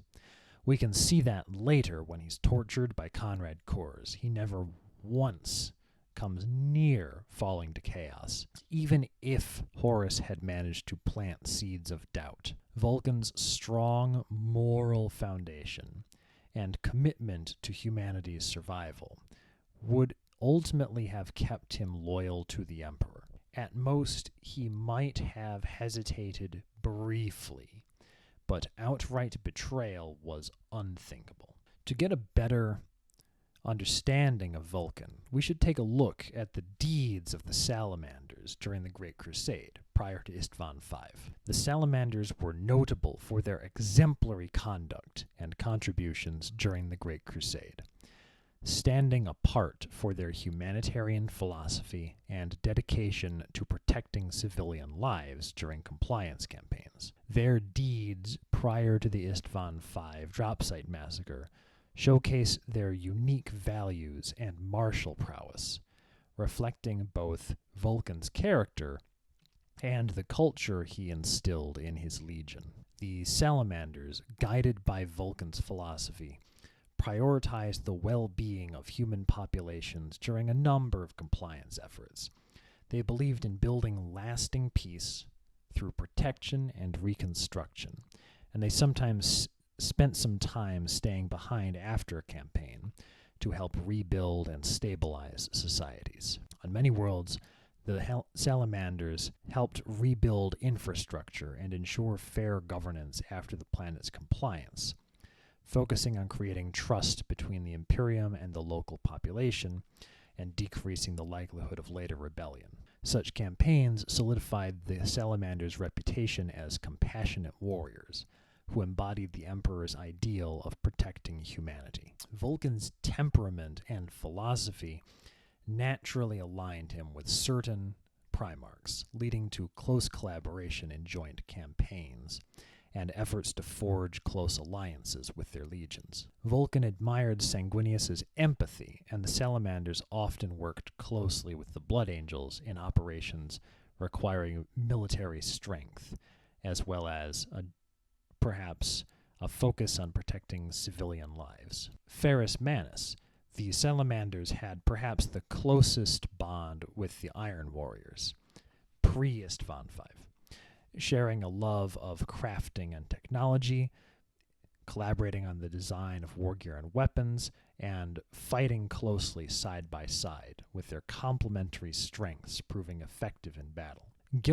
Sometimes, Gilliman and Vulkan shared a pragmatic approach to governance and war, leading their legions to cooperate in campaigns focused on rebuilding and integrating compliant worlds. But notably, Gilliman's campaign was too far away for them to fight together too often. Now, the notable exception here, Conrad Kurz. On Karaton, fighting alongside the Night Lords, Vulkan became disgusted by their unnecessarily brutal tactics, such as destroying an entire city and killing everyone in it to make other cities afraid. He reported this incident not only to War Master Horus, but also to Dorn, because he knew that Dorn already had animosity with Kurz. After this, Vulkan refused to have the Salamanders fight alongside the Night Lords, up until Istvan V. The Xeno-purging campaigns. Though Vulkan's methods were compassionate towards humans, he showed no mercy towards Xenos species, which he felt threatened humanity, or towards Xenos-sympathizing humans. Most notably, the Battle of Caldera, then called 1544, or Ibsen, in which the Salamanders, Iron Hands, and Death Guard all fought together against the craft world Eldari. During that campaign, Vulkan learned that the Eldari had recently conquered the planet, freeing its human population from the depredations of the Drukhari who had been raiding it, and that's why the humans were not receptive to the Space Marines rescuing them. Also, incidentally, the Emperor had accompanied that mission, but in disguise as a remembrancer, in order to learn more about a webway portal there. Weird guy. Weird strategy. Anyway, Vulkan determined that the humans were too sympathetic to the Eldari. So after he destroyed the webway gate on that planet, he killed the population via exterminatus, after which he renamed it Caldera and had it repopulated with colonists. This world, Caldera, features heavily in some of the Dawn of War video games with the Blood Ravens. These campaigns highlight the Salamander's capability for ruthless efficiency when humanity's survival was at stake, and his unwillingness to allow Xenos sympathies to fester in humanity. Vulkan instilled in the Salamanders a focus on service, compassion, and self-sacrifice. The Legion often established infrastructure on compliant worlds, helping to uplift their populations, and Salamanders were known to, at least briefly, celebrate the traditions of the worlds they liberated, fostering a sense of unity and shared purpose with the Imperium. Ultimately, the impact of these actions on the Salamanders Legion and on Vulkan, they were a beacon of hope. The Salamanders' actions gave hope to countless human populations, earning them the admiration of both civilians and of allies. But their humanitarian focus and their geographic separation from the main body of the crusade sometimes led to friction with more pragmatic or ruthless legions, which saw their methods as inefficient or overly sentimental. The Salamanders' strong moral foundation, selfless nature, and conflict with the Night Lords made them prime targets for betrayal, as their ideals stood in stark contrast to the heretical forces gathering within the Imperium. We can thus see a foreshadowing of the Istvan V massacre. In summary, the Salamanders' deed throughout the Great Crusade exemplified their commitment to the Emperor's vision of protecting humanity, even as their compassion and restraint occasionally set them apart from some of their brothers. These values would soon be tested in the fires of betrayal. How did the Salamanders change in response to the Istvan V betrayal? The betrayal at Istvan V was the most important event, the second most important event in the history of the Salamanders, second only to being reunited with Vulkan. both in their internal structure and their actions during and after the Horus Heresy. It was the primary reason. The devastation of their legion, combined with the perceived abandonment by the wider Imperium during the heresy, and the rift which formed with the Iron Hands, forced the Salamanders to reevaluate their priorities and adapt to their diminished numbers. Despite these challenges, the Salamanders remained steadfast in their commitment to the protection of humanity and of the Emperor's ideals. The first, most obvious thing that happened to the Salamanders at Istvan V were the heavy casualties they suffered. The majority of their legion, including many senior officers, were killed in the betrayal. The surviving Salamanders were scattered across the galaxy in their flight, many of them cut off from Vulkan and their chain of command. Some of them turned into Black Shields, fighting outside of the banner of any legion, mostly on the side of the Loyalists, but thus reducing the overall strength of the Salamanders during the Horus Heresy. Next, Vulkan's disappearance. Not his permanent disappearance. Rather, Vulkan was captured by Conrad Kors, and he was imprisoned within a big old prison that Conrad Kors asked Perpetual to make. Vulkan's absence, thus, deeply affected the Legion's morale. He was the heart of the Salamanders. And honestly, they worried that he just died, like Ferrus Manus did during the Dropsite Massacre. Many Salamanders devoted themselves to searching for their Primarch, a task which lasted a good portion of the Horus Heresy, which lasted 7 years, but then which foreshadowed the millennia-long search for Vulkan later.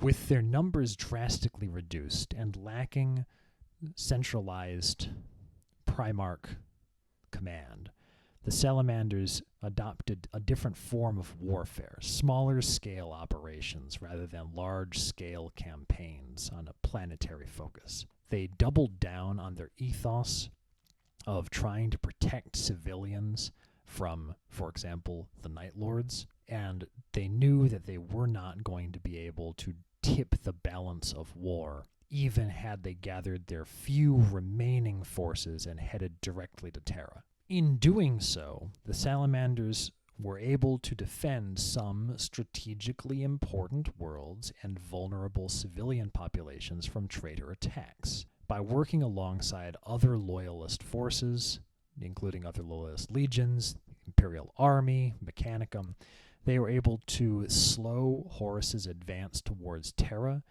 and harass his supply lines. Well, Perturabo's supply lines. The Salamanders joined forces with the remnants of the Raven Guard, conducting hit-and-run strikes against the traitor forces. But the Iron Hands, the third of the Shattered Legions, began a millennia-long animosity against the Raven Guard and Salamanders because they blamed them wrongly for the death of Ferrus Manus. Even lacking the Iron Hand's support, the operations between the Raven Guard and the Salamanders were able to inflict significant damage on Horus's supply lines. Salamanders across the galaxy searched for Vulkan, who they believed to be alive despite his disappearance. Their belief in his survival was the rallying point for the Legion. And when Vulkan was eventually found after he escaped from Kurz's prison with the help of the Emperor, his scars from captivity and torture weighed heavily on him and the Legion. Post-heresy, during the time known as the Scouring, the Salamanders played a significant role in the Scouring, despite their small numbers compared to, for example, the Ultramarine, and ultimately helped to drive the traitor forces back into the Eye of Terror. The Salamanders sought justice for Istvan V, targeting key traitor leaders and specific parts of enemy forces when possible. After the heresy, the Salamanders began rebuilding their numbers, focusing on recruiting from Nocturne and his moons, and then they were split into chapters, thus widening their recruitment base, but fragmenting, or siloing, I'll say, their leadership. Despite their losses, the Salamanders maintained their humanitarian ethos, and so did many of their successor chapters. They prioritized the defense of civilians over purely strategic objectives. We can see this carry on even 10,000 years later in the Armageddon, the third war for Armageddon. Vulkan did initially have some resistance to the division of the legions into chapters under Gilliman's codex system, but he eventually accepted it in order to preserve the Imperium's stability. The Salamanders, similar to the Iron Hands and Raven Guard, were one of the few legions to form a very small number of successor chapters because of the losses they had taken during Istvan V. The Istvan betrayal and the Horus heresy reinforced the Salamanders' core values.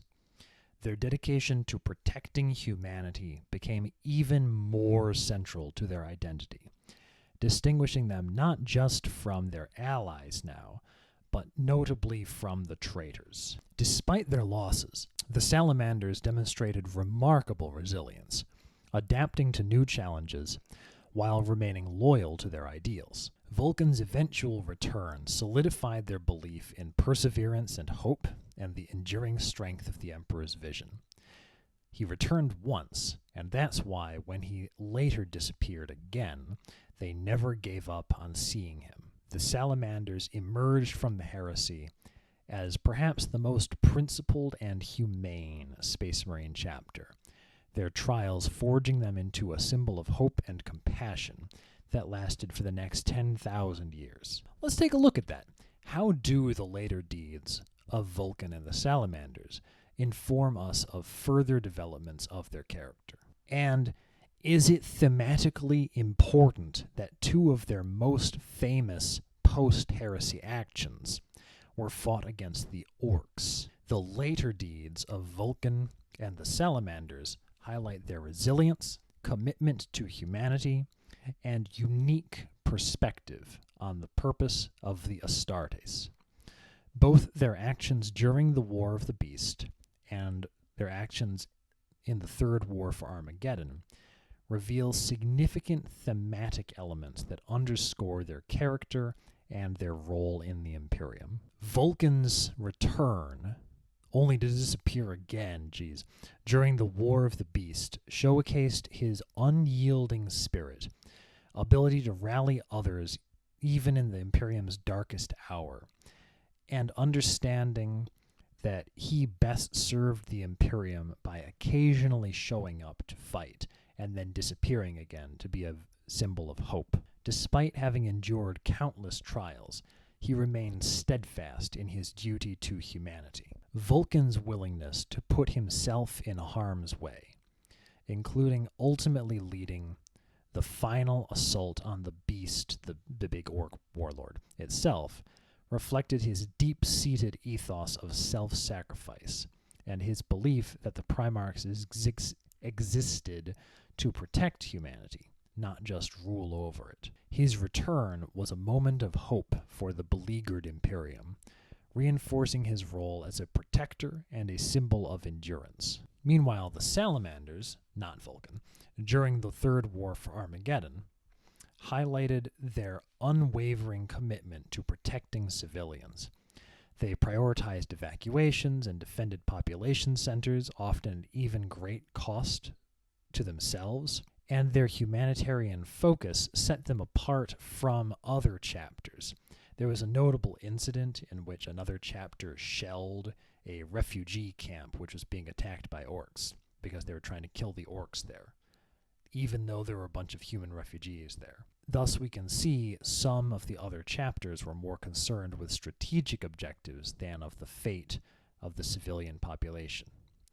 This approach reflected their continued adherence to Vulkan's teachings and ideals. They would not fuck around with those other chapters. The Salamanders' willingness to stand alongside the beleaguered forces of the Imperium, even in the face of overwhelming odds, and still stand up for what they thought was right, even at the cost of unity with their allies, reinforced their reputation as compassionate warriors and steadfast guardians of morality. Now, with these two fights, I think we can see some thematic importance of why their later most important actions were against the orcs. The orcs embody destruction, anarchy, disorder. They stand in stark contrast to the order and justice that Vulkan and the Salamanders strive to uphold. By repeatedly facing the orcs, Vulkan and the Salamanders reinforce their role as protectors who confront the most brutish and primal threats to humanity. Orcs are relentless, much like the harsh challenges of their death world, homeworld, Nocturne. Fighting against them thus serves as a metaphor for their perseverance and refusal to yield, no matter how dire the odds. Thematically, the orcs' mindless brutality mirrors the potential for humanity's own descent into savagery if it loses its connection with interpersonal connection and empathy. Vulkan and the Salamanders constantly strive to prevent humanity from falling in this manner. Vulkan's focus and the Salamanders' focus on facing the orcs symbolizes their broader commitment to defending humanity from threats that seek to dehumanize or destroy. Orcs, with their disregard for life and civilization, are a fitting adversary for warriors dedicated to the preservation of life and hope. Thus, the later deeds of Vulkan and the Salamanders illustrate their evolution as both warriors and guardians of humanity. Their actions against the orcs serve as a thematic reminder of their enduring principles: the protection of the innocent, the willingness to sacrifice for the greater good, the belief in the power of hope and compassion in a galaxy consumed by darkness. These conflicts reinforce their role as the Imperium's moral compass, setting them apart from many other Space Marine chapters. So then, how does Vulkan, having gone missing, inform us of his character? He seems to have been one of the Primarchs to have chosen to leave, rather than one for whom the decision was forced upon him externally. I believe that Vulkan's choice to go missing is profoundly important and reveals much about his character, his values, and his unique relationship with both the Imperium and with humanity. His self-imposed exile reflects his deep personal convictions and the burdens he bore as a leader and protector. Vulkan always saw himself as a servant of humanity rather than a ruler. He was a protector. His disappearance, both during the scouring and then after facing the beast, suggests that he may have felt his continued presence would not serve the greater good. By stepping away, he avoided being put into a leadership role above the High Lords of Terra, and thus he avoided the risk of becoming a figure whose leadership was more about command and control than of leadership by example. This act reinforces his humility and lack of desire for temporal power. We can see a stark contrast between Vulkan and Guilliman. Vulkan bore immense psychological weight, having witnessed the horrors of Istvan V, being tortured by Lorgar, horrible things during the heresy. His disappearance could symbolize his struggle to reconcile his sense of purpose with the trauma of those events. The possibility that he withdrew to reflect, heal, or atone underscores his humanity and his emotional depth. Unlike other Primarchs who became disillusioned with their place among humanity and the Imperium, such as, perhaps, Russ, Vulkan's choice to leave may reflect a faith in the capacity of humanity and of the Salamanders to endure and grow without him. This belief aligns with his enduring optimism and hope for a better future. Vulkan's disappearance elevates him to the status of a mythical figure embodying hope and endurance. He was a symbol of the returning leader rather than being a martyr, such as Dorn after Dorn died. Thus, his legend serves as inspiration, motivating his chapter and others to uphold his ideals even as in his absence, in the belief that they will thus please him when he does return. Now, this is important that he did choose to leave, though.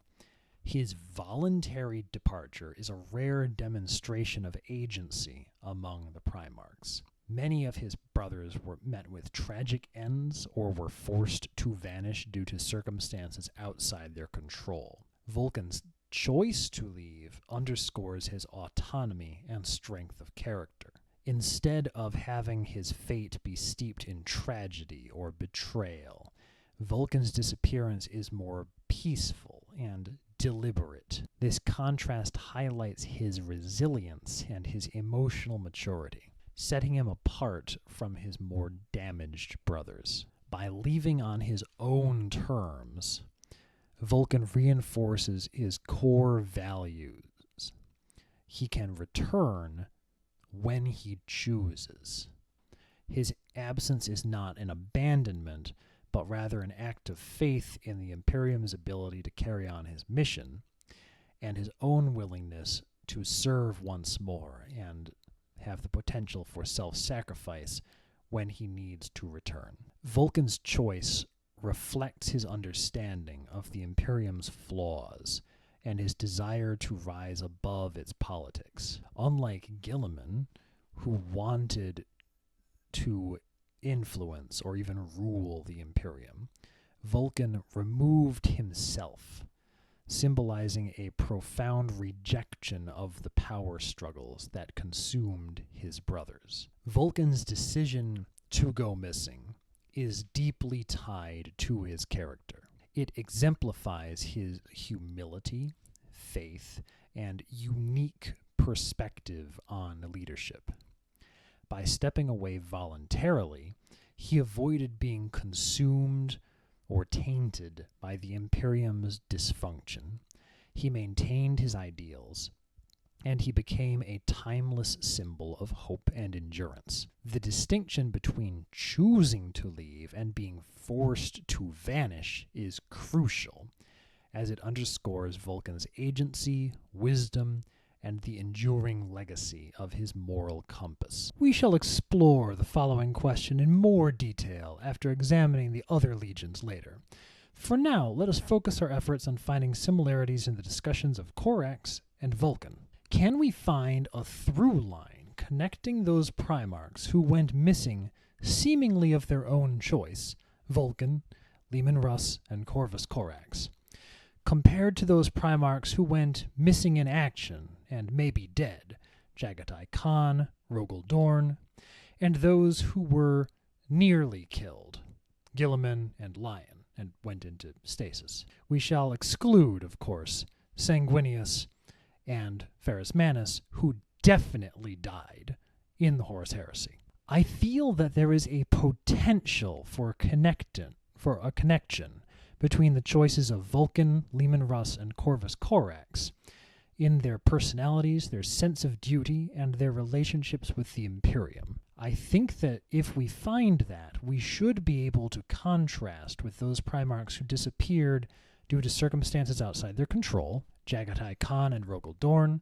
or those who technically survived grievous injury but went into stasis and remained part of the Imperium's larger narrative, Guilliman, Lionel Johnson. Vulkan, Russ, and Corax, the voluntary departures, had a deep sense of personal responsibility. They were not the institutionalists. Their decisions to leave may reflect their desire to remove themselves from the equation in order to protect their legacies or that of their legions, or serve the Imperium in ways not possible while remaining part of its hierarchy. Vulkan may have left to ensure his ideals endured without being compromised by the Imperium's politics, but he came back to fight the beast. Russ seems to have left on a quest for a deeper truth or a more specific secret mission, possibly related to the Emperor's condition or the fight against chaos, reflecting his duty to protect humanity at a metaphysical level. At the time of this recording, Games Workshop has not officially announced that he's coming back.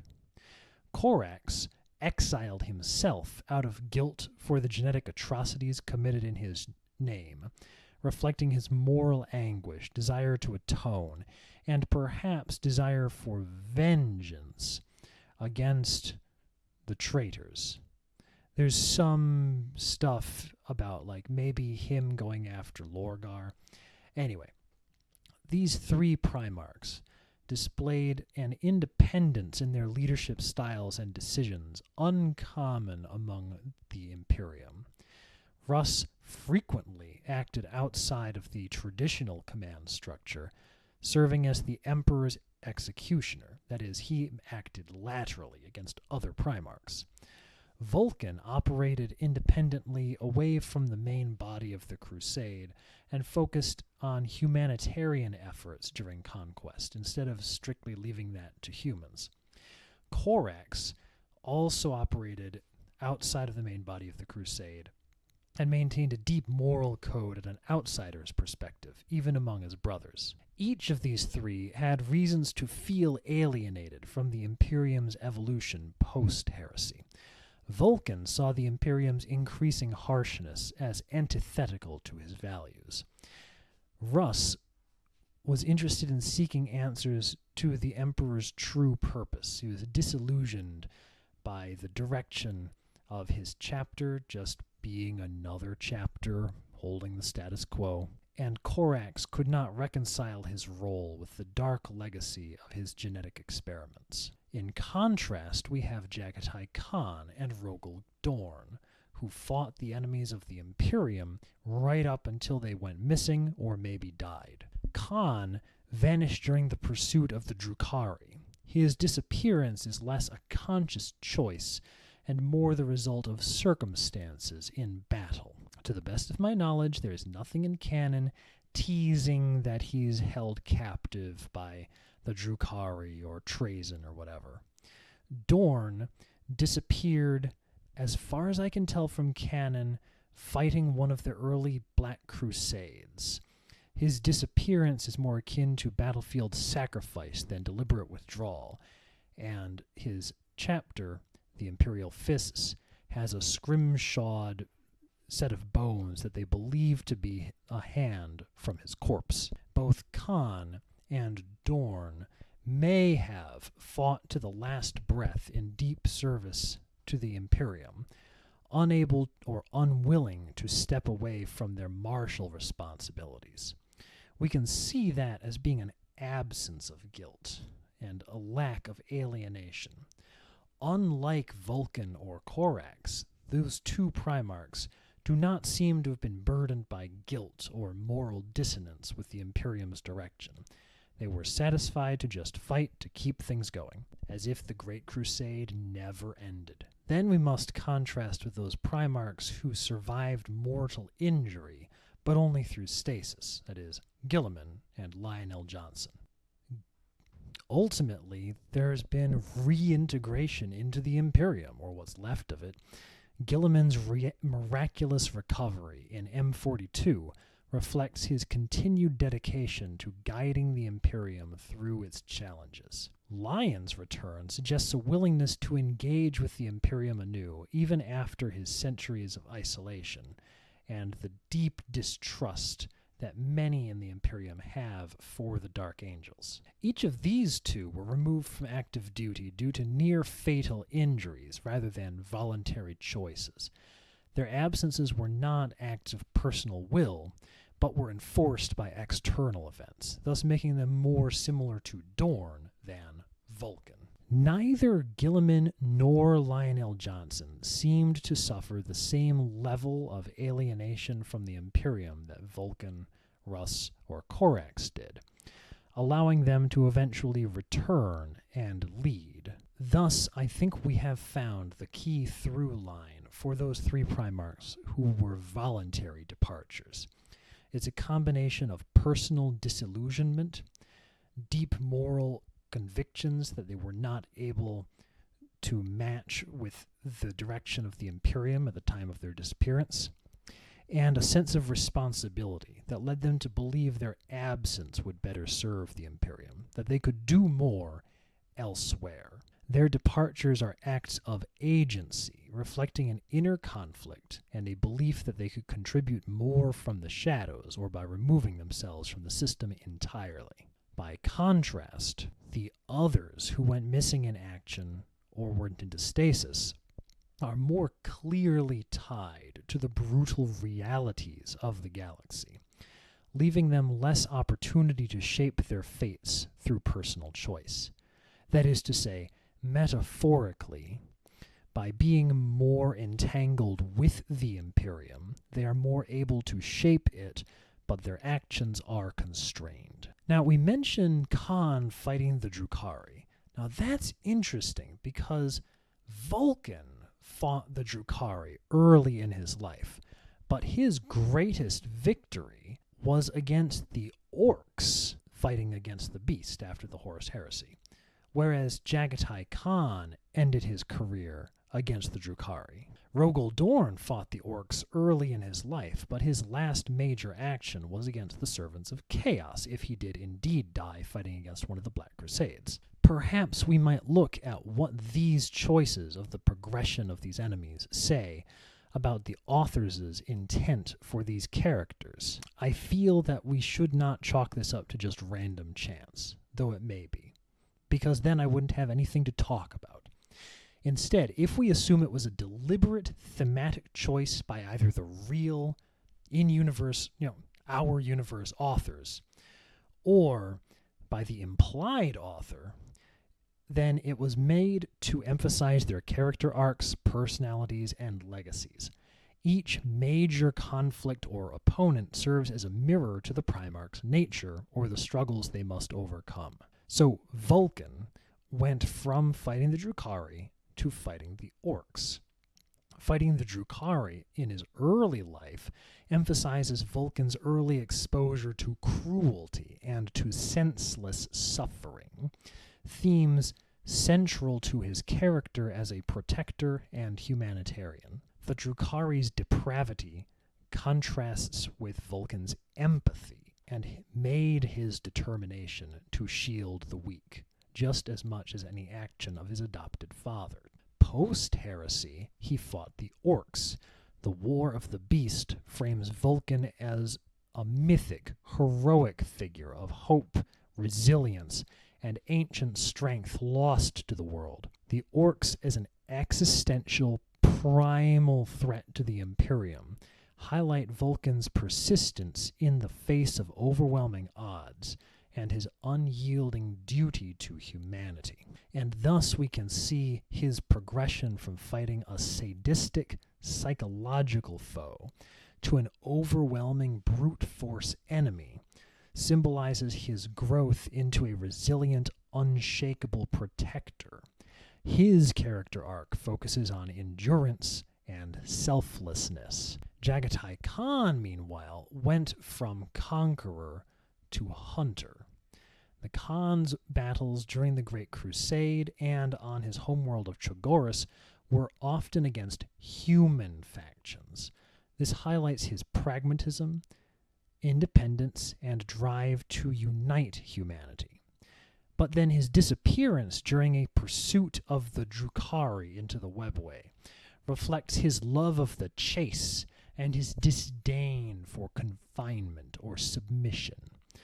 The Drukhari, with their speed and elusiveness, are natural foils for Khan's desire for freedom, but they also make the most exciting prey for him as a hunter, and thus Khan's transition from battles of conquest to annex humans to a more personal crusade against a cunning, fleeting enemy underscores his independent spirit and his ultimate separation from the Imperium. His fate emphasizes themes of self-determination and sacrifice. Rogel Dorn, meanwhile, the Praetorian of the Emperor, fought orcs early in his life. In some canon, he fought orcs before even meeting the Emperor. This highlights Dorn's role as a builder and defender of order, facing an enemy whose disorder, chaos, and destruction contrasts with his obsession with fortification and order, and may indeed have helped to shape that obsession. His later career, after the Iron Cage, fighting against the servants of chaos in the Black Crusades, reflects his unyielding commitment to the Imperium. Chaos embodies the ultimate threat to the order Dorn sought to maintain, and thus the progression from orcs to chaos symbolizes Dorn's journey from a protector of physical human organizations to a spiritual guardian of the Emperor's vision. His character arc stresses sacrifice, duty, and the cost of unwavering loyalty. The progression of enemies in general reflects the following thematic ideas. The early foes test and temper a Primarch's core traits. Early conflicts define the Primarch's initial struggles and personalities. Vulkan fighting the Drukhari made him confront suffering and made him into the leader of compassion. Guilliman versus various human civilizations around Macragge caused him to value diplomacy and pragmatism. Lorgar killed roughly a third of his world in 2 religious wars, thus ensuring his focus on religion and religious purity. Later enemies often embody existential or thematic opposites, serving as a climax of the Primarch's arcs. Magnus fought Guilliman. Guilliman fought Fulgrim. Corax fought Lorgar. Angron fought the Grey Knights at the First War for Armageddon. And then, of course, some enemies are chosen to reflect the broader themes of their legions. Whenever the Iron Hands fight the Necrons, it's flesh versus the machine. Whenever the Blood Angels fight Chaos Daemons, it's beauty and order versus corruption and madness. The selection and progression of enemies thus serves to develop themes to showcase each Primarch's ideals, flaws, and personal growth. It highlights how their struggles shape their legion and their legacy within the Imperium or against the Imperium, and it foreshadows their outcomes, thus indicating their eventual fates, especially for those who disappeared or fell. Mortarion became very similar to the Overlord Nekare once he grew to be a demon prince. Perturabo became at least somewhat similar to the Black Judges. Ultimately, these choices show us that each Primarch's battles are not just physical conflicts, but also metaphors for their internal struggles and the roles they play in the grand narrative of the Horus Heresy and beyond. Now, during the latter portion of the Great Crusade, internal efforts to maintain order among the Imperium became an increasing concern. The 2 main things in canon which were done were they would send the Night Lords to scare people into continued compliance, and the other was that Horus convinced Perturabo, by the way, convincing him that it was his own idea, not Horus's idea, to station garrisons of the Iron Warriors Legion on certain strategically important compliant worlds. We shall discuss the effects of this on the morale of the Iron Warriors at a later time. For now, let us consider what the effect may have been if some, or maybe all of those worlds, depending on how much strength could have been used, would have had they been garrisoned with salamanders instead of Iron Warriors. This would have been a drastically different dynamic, not just for the worlds being garrisoned, but also for the morale of the garrisoning legion. The Salamanders, under Vulkan's leadership, embodied principles of compassion, duty, and a close connection with humanity, contrasting sharply with the growing bitterness and feeling of being overlooked and overshadowed that the Iron Warriors had going on in their brains. So, one, the effect on the garrison worlds obviously improved morale and stability. The Salamanders were known for their care for civilian populations. They would have worked actively to integrate with local populations, offer protection, rebuild infrastructure, tamper down some of the larger excesses of the aristocracy, and foster goodwill. And thus worlds garrisoned by salamanders would likely have been more peaceful and stable, with populations viewing the Imperium as a benevolent protector rather than as a distant overlord, thus reducing rebellion and dissent. The salamanders' respect for human life and their focus on uplifting the people they protected would much more likely have inspired loyalty and cooperation from the populace than would the Iron Warriors. Thus, compliance may have been deepened, with many of those worlds becoming enthusiastic supporters of the Imperium over time, rather than begrudging subjects. There is some possibility that the Salamanders may have been more likely to encourage the building up of planetary defense forces, to ensure that the worlds could defend themselves in the Legion's later absence, whereas the Iron Warriors may have seen such efforts as being a prelude to rebellion. And thus those worlds would have been less vulnerable to Xenos incursions or to later chaos attacks during the Horus Heresy, creating stronger nodes of strength and resistance within the Imperium. I'm going to speculate wildly here about the effect on the Salamanders. I feel that stationing Salamanders as garrison troops may have aligned with their values of service and protection.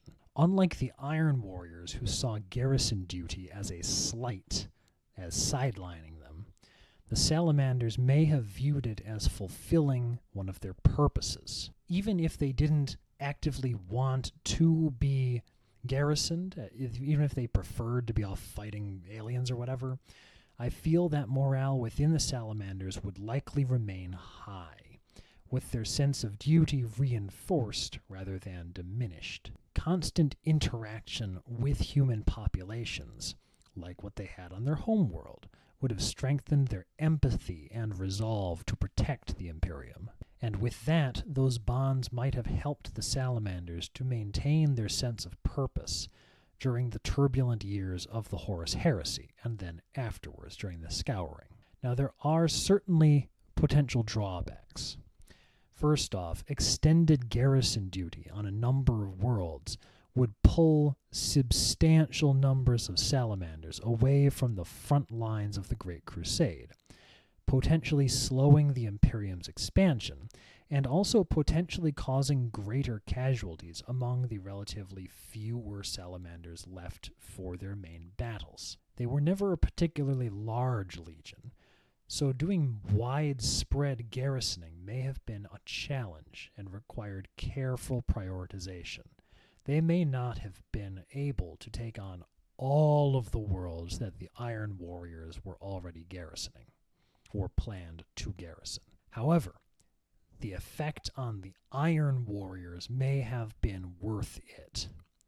Reducing the garrison duty, relieving the Iron Warriors of some of their extensive garrison duties, may have prevented one of the primary sources of their growing bitterness and resentment toward the Imperium and its perceived exploitation of them. Perturabo might have maintained greater loyalty to the Emperor, with less inclination to harbor grudges, which Horus and Lorgar later exploited to turn Perturabo before Istvan V. Freed from garrison duty, the Iron Warriors could focus on their strengths in siege warfare and fortification. Their contributions to the crusade might have thus been more impactful, fostering more pride and confidence in their role. Or heck, maybe they could have been given a front that wasn't just sieges all the time, you know? Now, without the chance to interact directly with human populations, the Iron Warriors might have thus had missed opportunities to soften their outlook and forge stronger bonds with the imperial subjects that they technically served.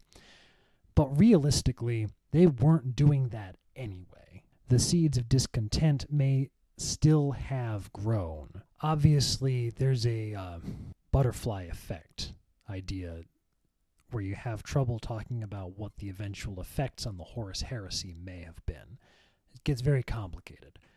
I feel that maybe happier, less resentful Iron Warriors who feel more fulfilled with validation from outside might have been less susceptible to the manipulation of Horus and Lorgar trying to convince Perturabo to turn to chaos.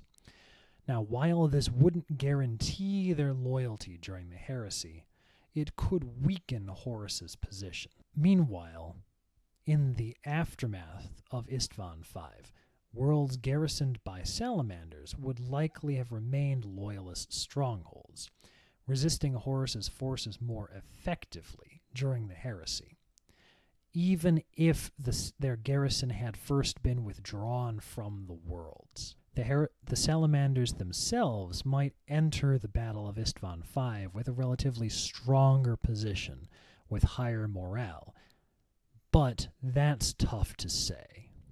If they had ended up taking more casualties on the front lines because they had fewer numbers, it might have been the opposite. Who the fuck knows? Ultimately, garrisoning worlds with Salamanders rather than Iron Warriors, or at least garrisoning some of the worlds with Salamanders instead of Iron Warriors, may have highlighted the Imperium's potential for unity and justice. This alternative would emphasize that the Imperium's strength lies not just in conquest, but in the relationships it builds and sustains with its people. The potential benefits outweigh the potential costs. Now, Vulkan was found before either Conrad Kurs or Angron. What might the effects have been if both of those Primarchs had been assigned to lengthy periods of acclimation and mentorship with Vulkan prior to being introduced to their legions?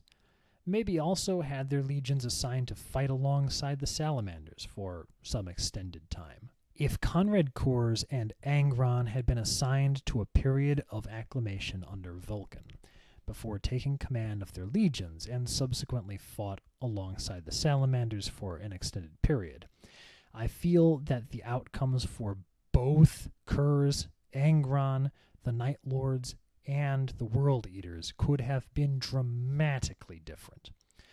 Vulkan's unique character and values might have provided the stabilizing and empathetic influence that both Kurs and Angron desperately needed, potentially altering the course of their lives and the trajectories of their legions. Vulkan's sense of justice, tempered by his compassion for humanity, could have provided Kurs with a different model of leadership.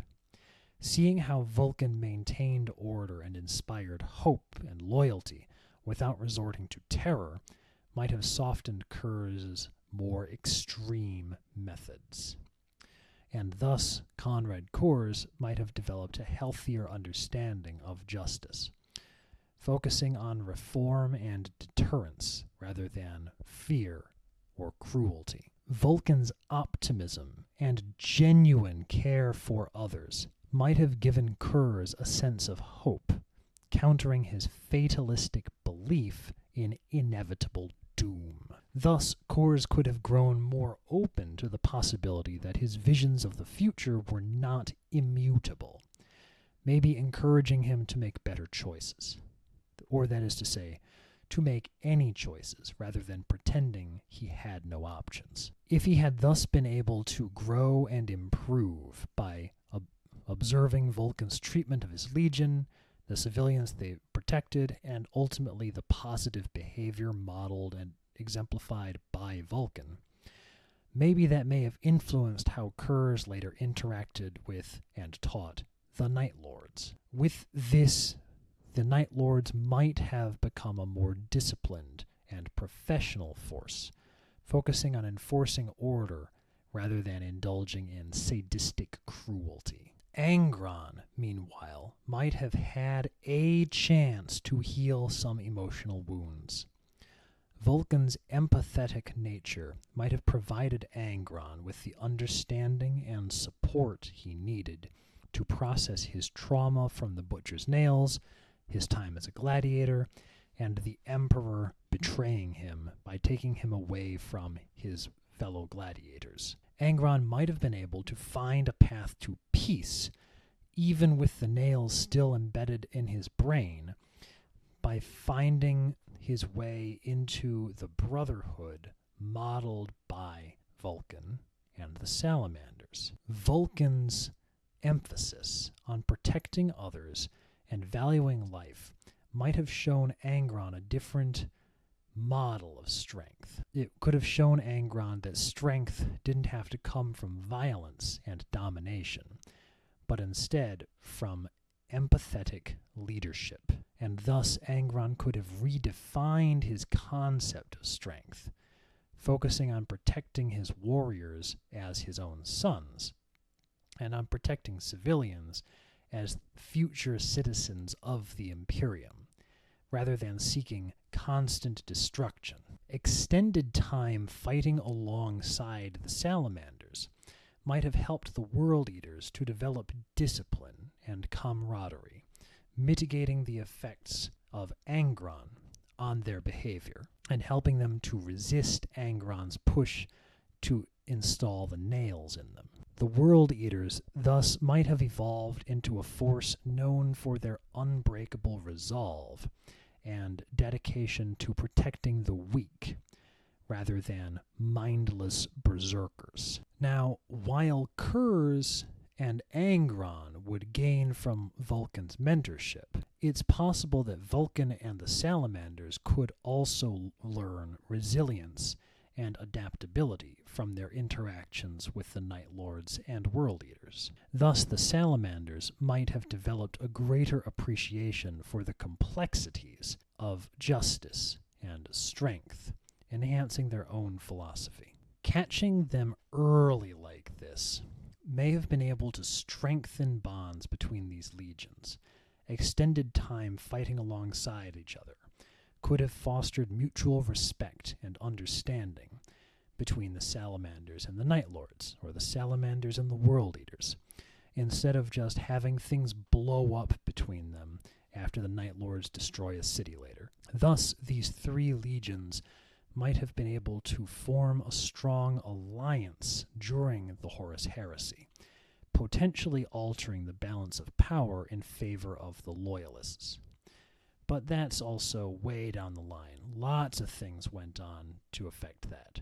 With Kurz and Angron benefiting from Vulkan's mentorship, I feel that their legions would ultimately emerge as more stable and effective forces, possibly more loyal to the Emperor, or at least to the ideals of the Imperium. The Great Crusade might thus have proceeded more smoothly, with fewer instances of excessive violence and concomitant rebellion. Ideally, it may have weakened the Horus Heresy, though neither Kurz or Angron were absolutely necessary for the heresy. They were each vulnerable to manipulation by chaos due to their emotional and psychological scars.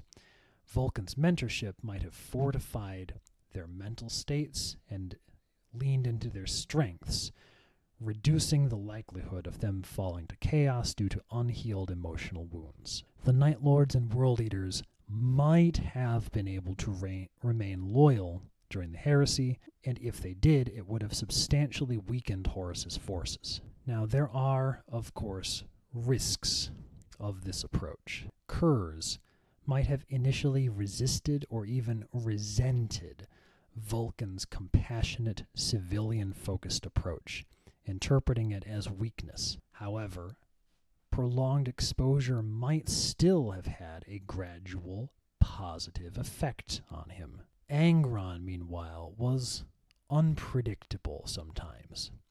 The Butcher's nails might have made it difficult for Angron to fully embrace Vulkan's teachings. However, consistent support and understanding might still have mitigated their effects. Now, there was, of course, potential for conflict between these Primarchs. Differences in philosophy and temperament could lead to tensions between Vulkan, Kurz, and Angron. Skillful mediation by Vulkan would be essential to ensure a harmonious dynamic. Ultimately, I feel that placing Kurz and Angron under Vulkan's mentorship and extending their time fighting alongside the Salamanders could have had a transformative effect on their development and the trajectory of their legions. This would not be without risks, but I feel that the possible rewards are worth the risks. This approach could have created a more cohesive, loyal force within the Imperium, potentially altering the course of the Horus heresy and thus the fate of the galaxy. How might Vulkan have contributed to the Imperium's domestic administration and governance? He had talents in a few different areas, which might have been good options, not least of which his technological artistry. I feel that he would have been an exceptional contributor to the Imperium in peacetime, one of the best. His natural empathy, commitment to humanity, and nearly unmatched skills as a technological artisan would position him as an ideal candidate to address many of the needs of the Imperium's citizens. The Mechanicum had long been opposed to technological innovation. It was really only the Emperor and the Primarchs who had the political strength to really innovate, and in a lasting way that was accepted by the Mechanicum. Vulkan's incredible skill as a blacksmith and artisan could have been directed towards developing advanced technologies and infrastructure to improve the lives of Imperial citizens. He might have pioneered efficient and robust systems for energy production, pollution controls, transportation, agriculture, and manufacturing, enhancing the Imperium's ability to sustain its vast population. His creations, notably in-universe the tools and weapons he crafted for his legion, were known for their durability and effectiveness. If he had applied this ethos to civilian technology, it may have been able to yield reliable infrastructure for countless worlds. He may have been able to design environmental technologies to make certain death worlds and forge worlds and hive worlds more habitable. He may have been able to develop safer and more efficient manufacturing systems. He may have been able to improve planetary defenses against alien threats. He may have been the best choice among the Primarchs to advocate for humanitarian efforts. Vulkan's deep empathy for humanity made him uniquely suited to such policies. Advocating for humanitarian policies prioritizing the well-being of Imperial citizens were not exactly high priorities for the Imperium. He thus might have led efforts to improve living conditions on hive worlds, ensuring access to clean water, food, medical care. His emphasis on protecting civilians during the Great Crusade and his chapter's continued efforts after his disappearance suggest that Vulkan would have championed initiatives to safeguard human lives, rather than treating them as expendable, cheap resources. He may have been able to establish relief programs for worlds devastated by war or natural disasters, advocate for policies that minimize civilian casualties during military campaigns. He could have ensured fair treatment for laborers and advocated for the humane use of penal legions. Vulkan's ability to lead by example and his resilience in the face of hardship would have made him a natural leader in efforts to rebuild worlds ravaged by war. His focus on restoration, rather than domination, could have inspired loyalty and hope in populations recovering from conflict. He could have overseen reconstruction efforts, ensuring that rebuilt cities and infrastructure were not only functional, but more durable for the next time they faced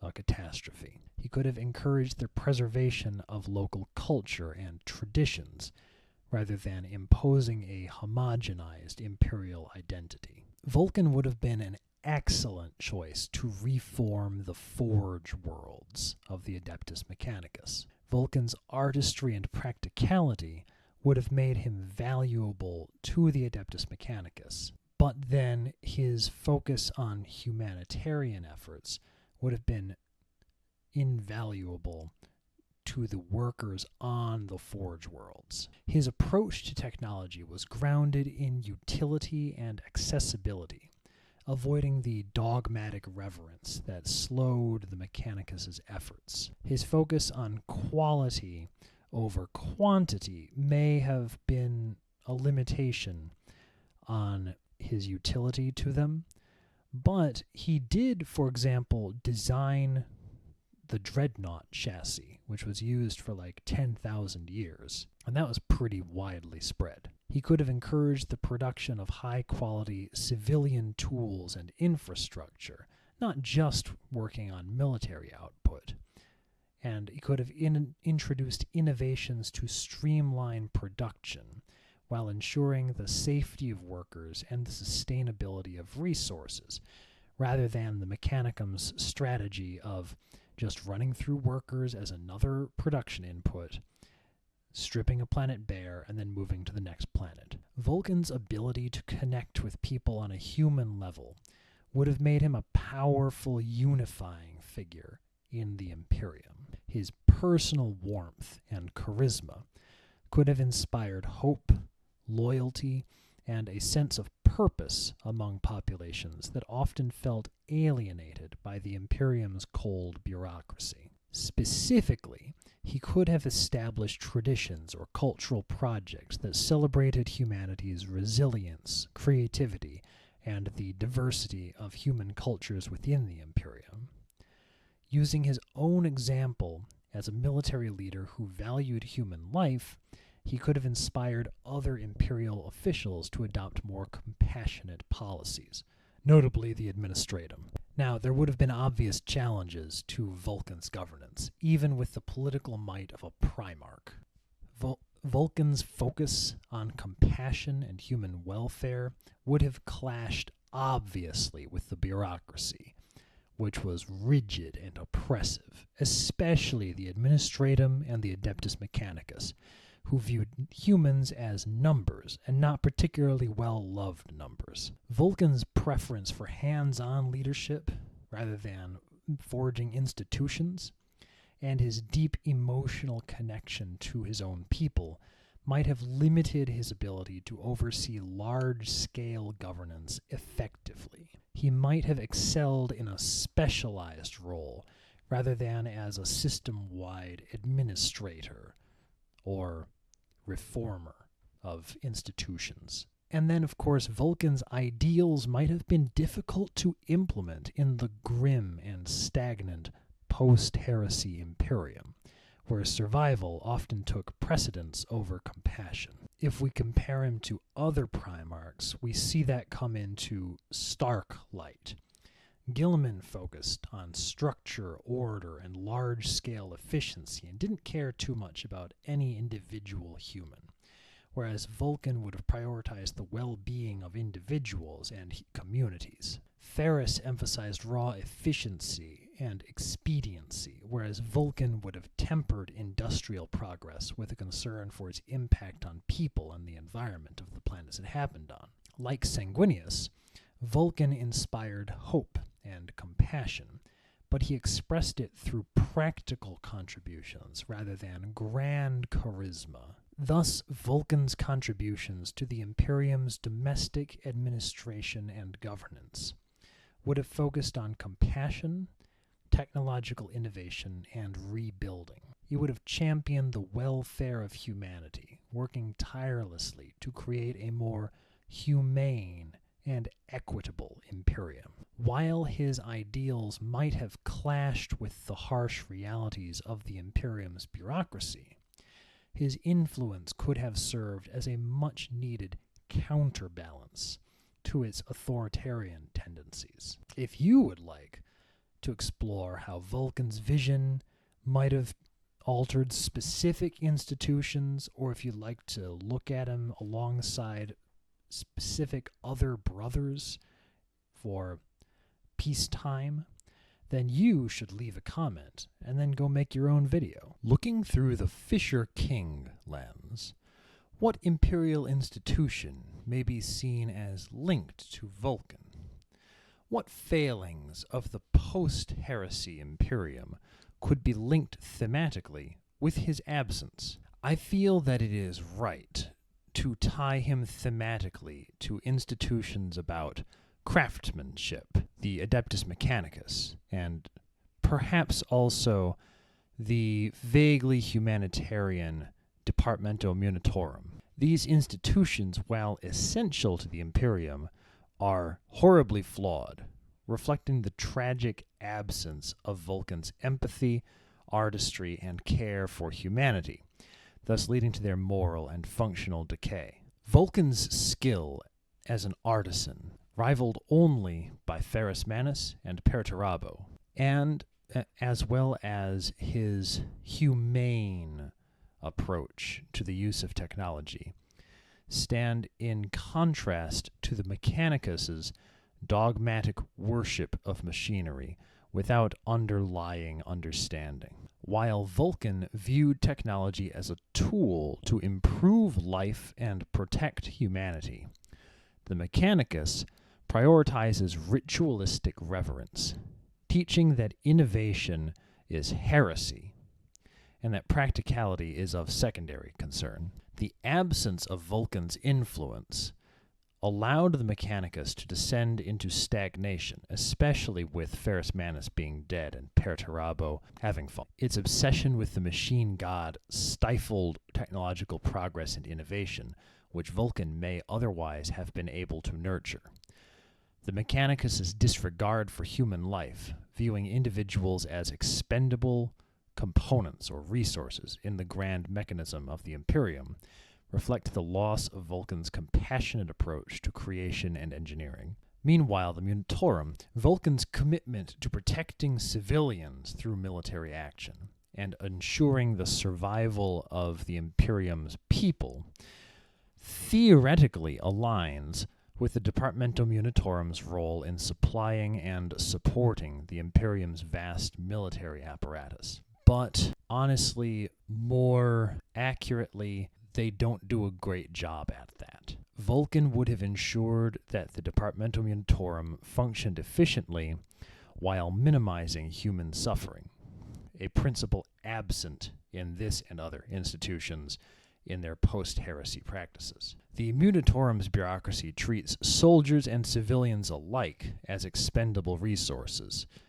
almost fungible resources, mirroring the Imperium's broader dehumanization of its citizens.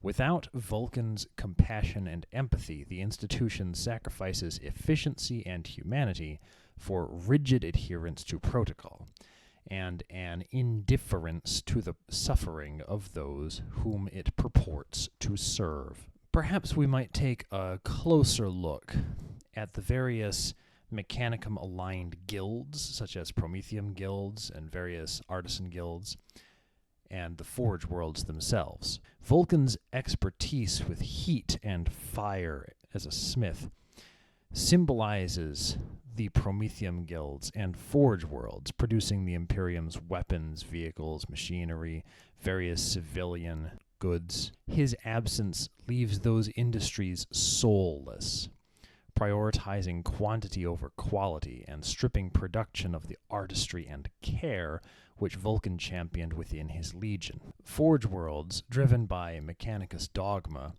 churn out massive quantities of war material at the expense of progress, in some cases efficiency, reliability of processes, and the well-being of their workers. The focus on relentless production leads to inevitable environmental destruction and unsafe working conditions, eroding the values of sustainability and humanity that Vulkan embodied. While he is not the most closely aligned Primarch with the Ecclesiarchy, who would obviously be Lorgar, we should look at a possible Fisher King link between the Ecclesiarchy and Vulkan. Vulkan's compassionate and protective nature could have served as a model for a more humane version of the Imperial Creed, emphasizing the Emperor's protection and love for humanity. Instead, the Ecclesiarchy co-opted the narrative of sacrifice and martyrdom into a tool of oppression,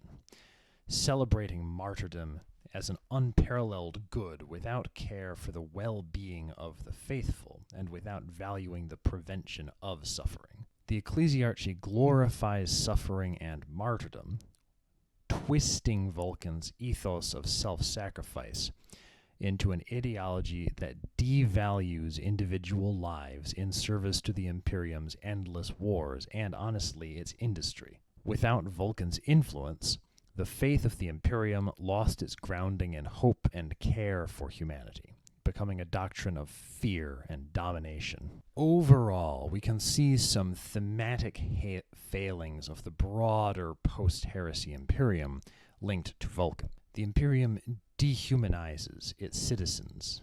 Vulkan believed in the inherent worth of every individual, but his absence leaves the Imperium treating its citizens as expendable resources. The Imperium's institutions prioritize survival and production over the welfare or survival of their people, reflecting a loss of the values Vulkan championed while sustaining themselves as their main goal. Vulkan's artistry and innovation were grounded in practicality and a desire to improve lives.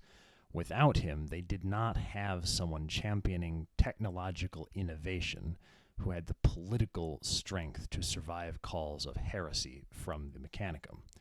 Without him, the Mechanicus has become mired in ritualism and stagnation, unable to innovate or adapt effectively because they kill anyone who tries. The Imperium's reliance on relics of the past, notably standard template construct technology, reflects its inability to move forward technologically, a wound that Vulkan might have healed. Vulkan's respect for the natural world and his sustainable craftsmanship contrast with the Imperium's relentless exploitation of planetary resources. Forge worlds and hive cities render planets uninhabitable on the surface, reflecting the absence of Vulkan's vision for a balanced approach to industry and environmental life. The Imperium has an ethos of brutal efficiency and effectiveness without compassion,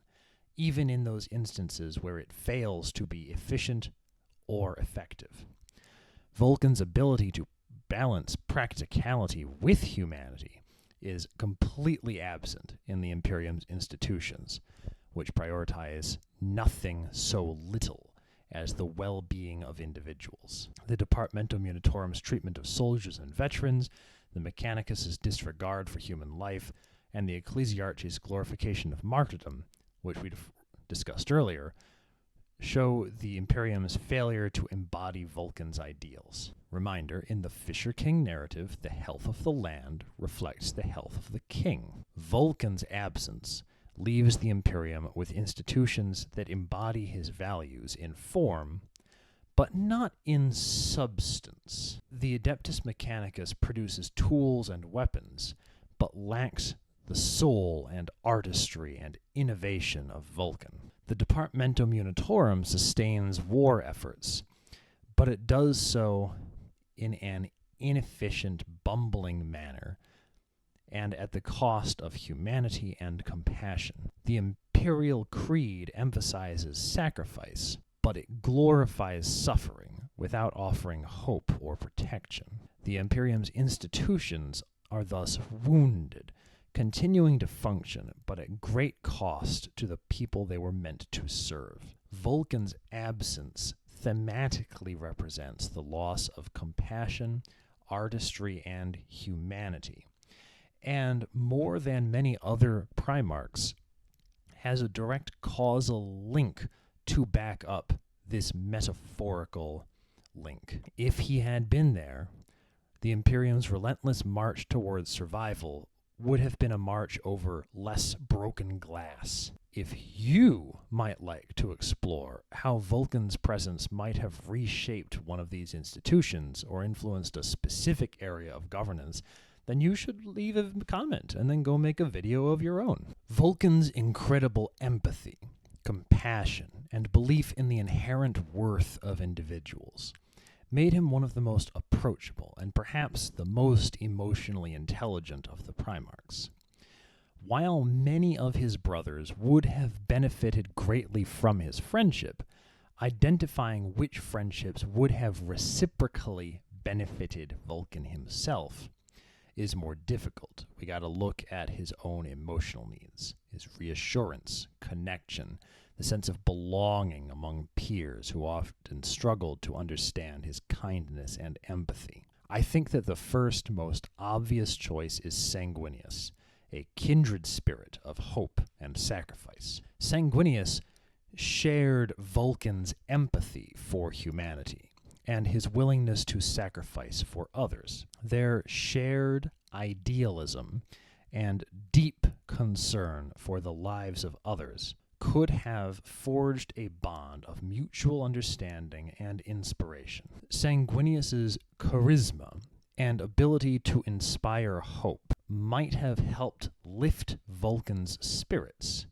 in moments of doubt or loneliness, providing emotional support that Vulkan often gave to others but rarely received in turn. Together, perhaps they could have fostered a vision of the Imperium that prioritized humanity's welfare, combining Vulkan's practicality and artistry with Sanguinius's inspiration and leadership. Sanguinius's unwavering belief in the Emperor might have reassured Vulkan during moments of doubt about the Imperium's harshness. Perhaps Rabute Guilliman, the builder and visionary, would have been a good choice.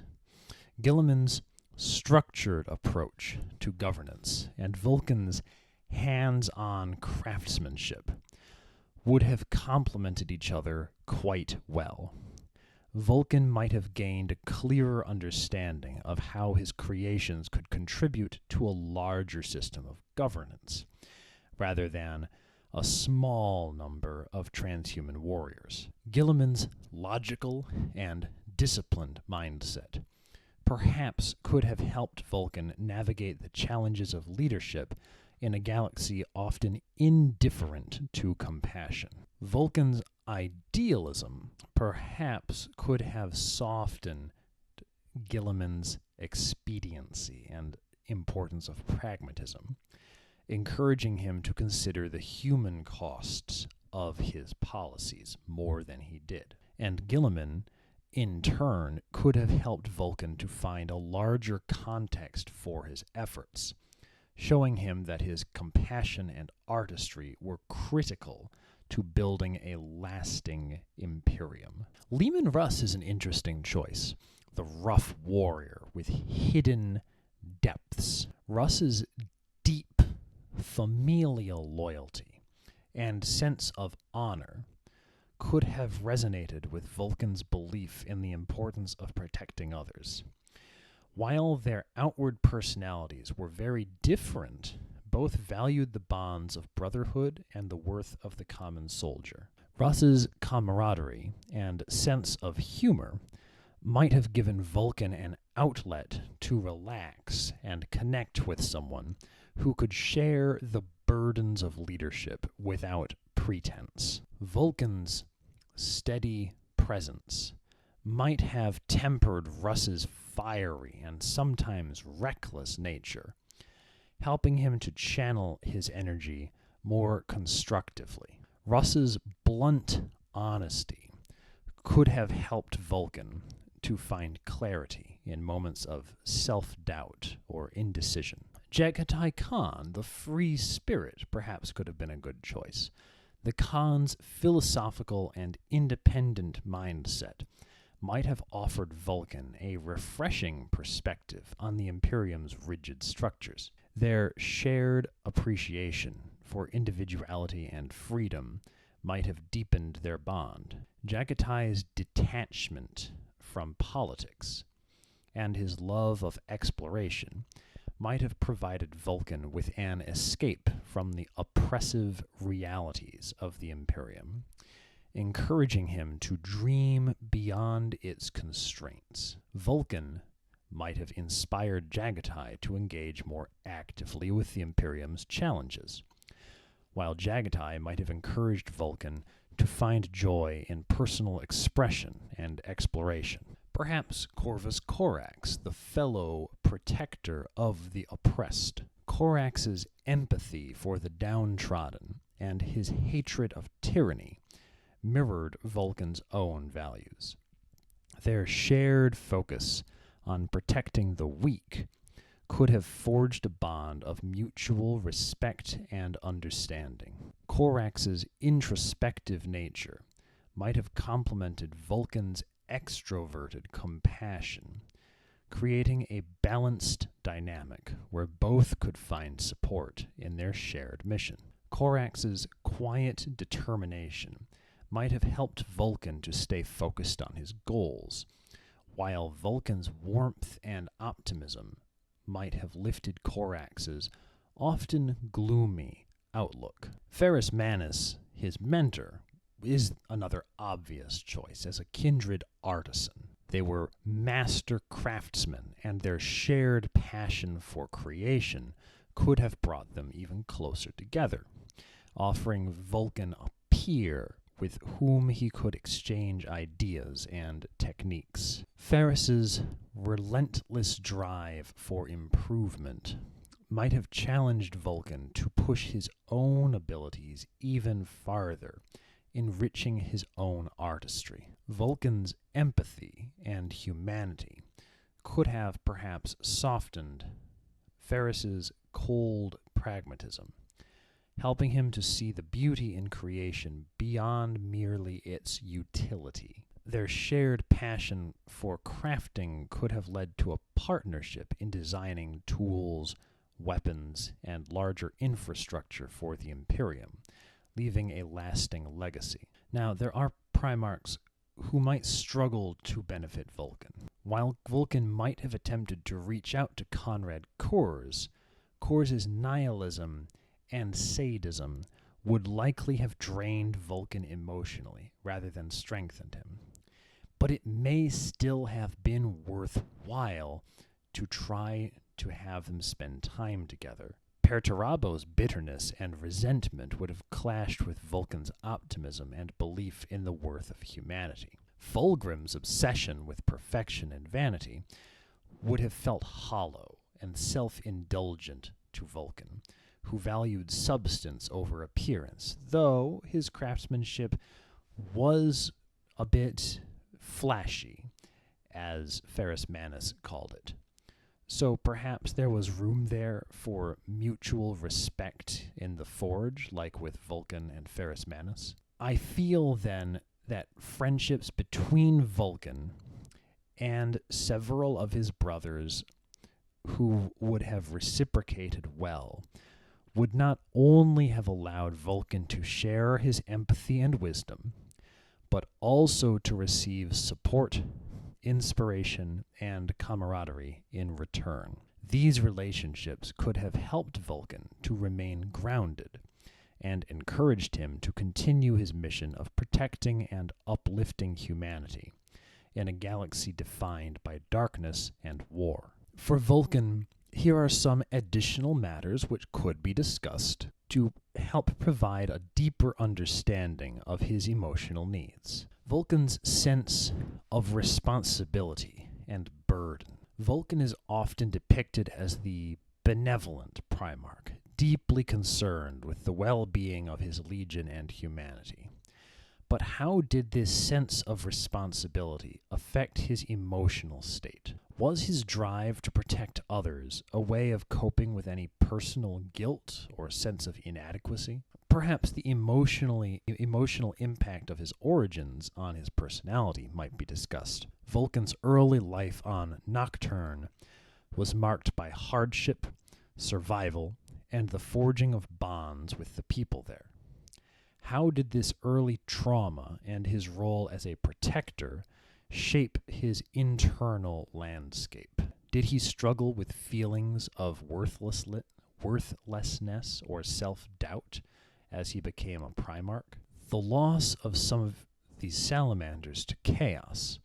Vulkan's legion, the Salamanders, was not immune to the heresy, and Vulkan himself was emotionally affected by the fall of some of his closest brothers. How did he emotionally process the loss of certain other Primarchs? How did he emotionally process the loss of some of the Salamanders as Black Shields?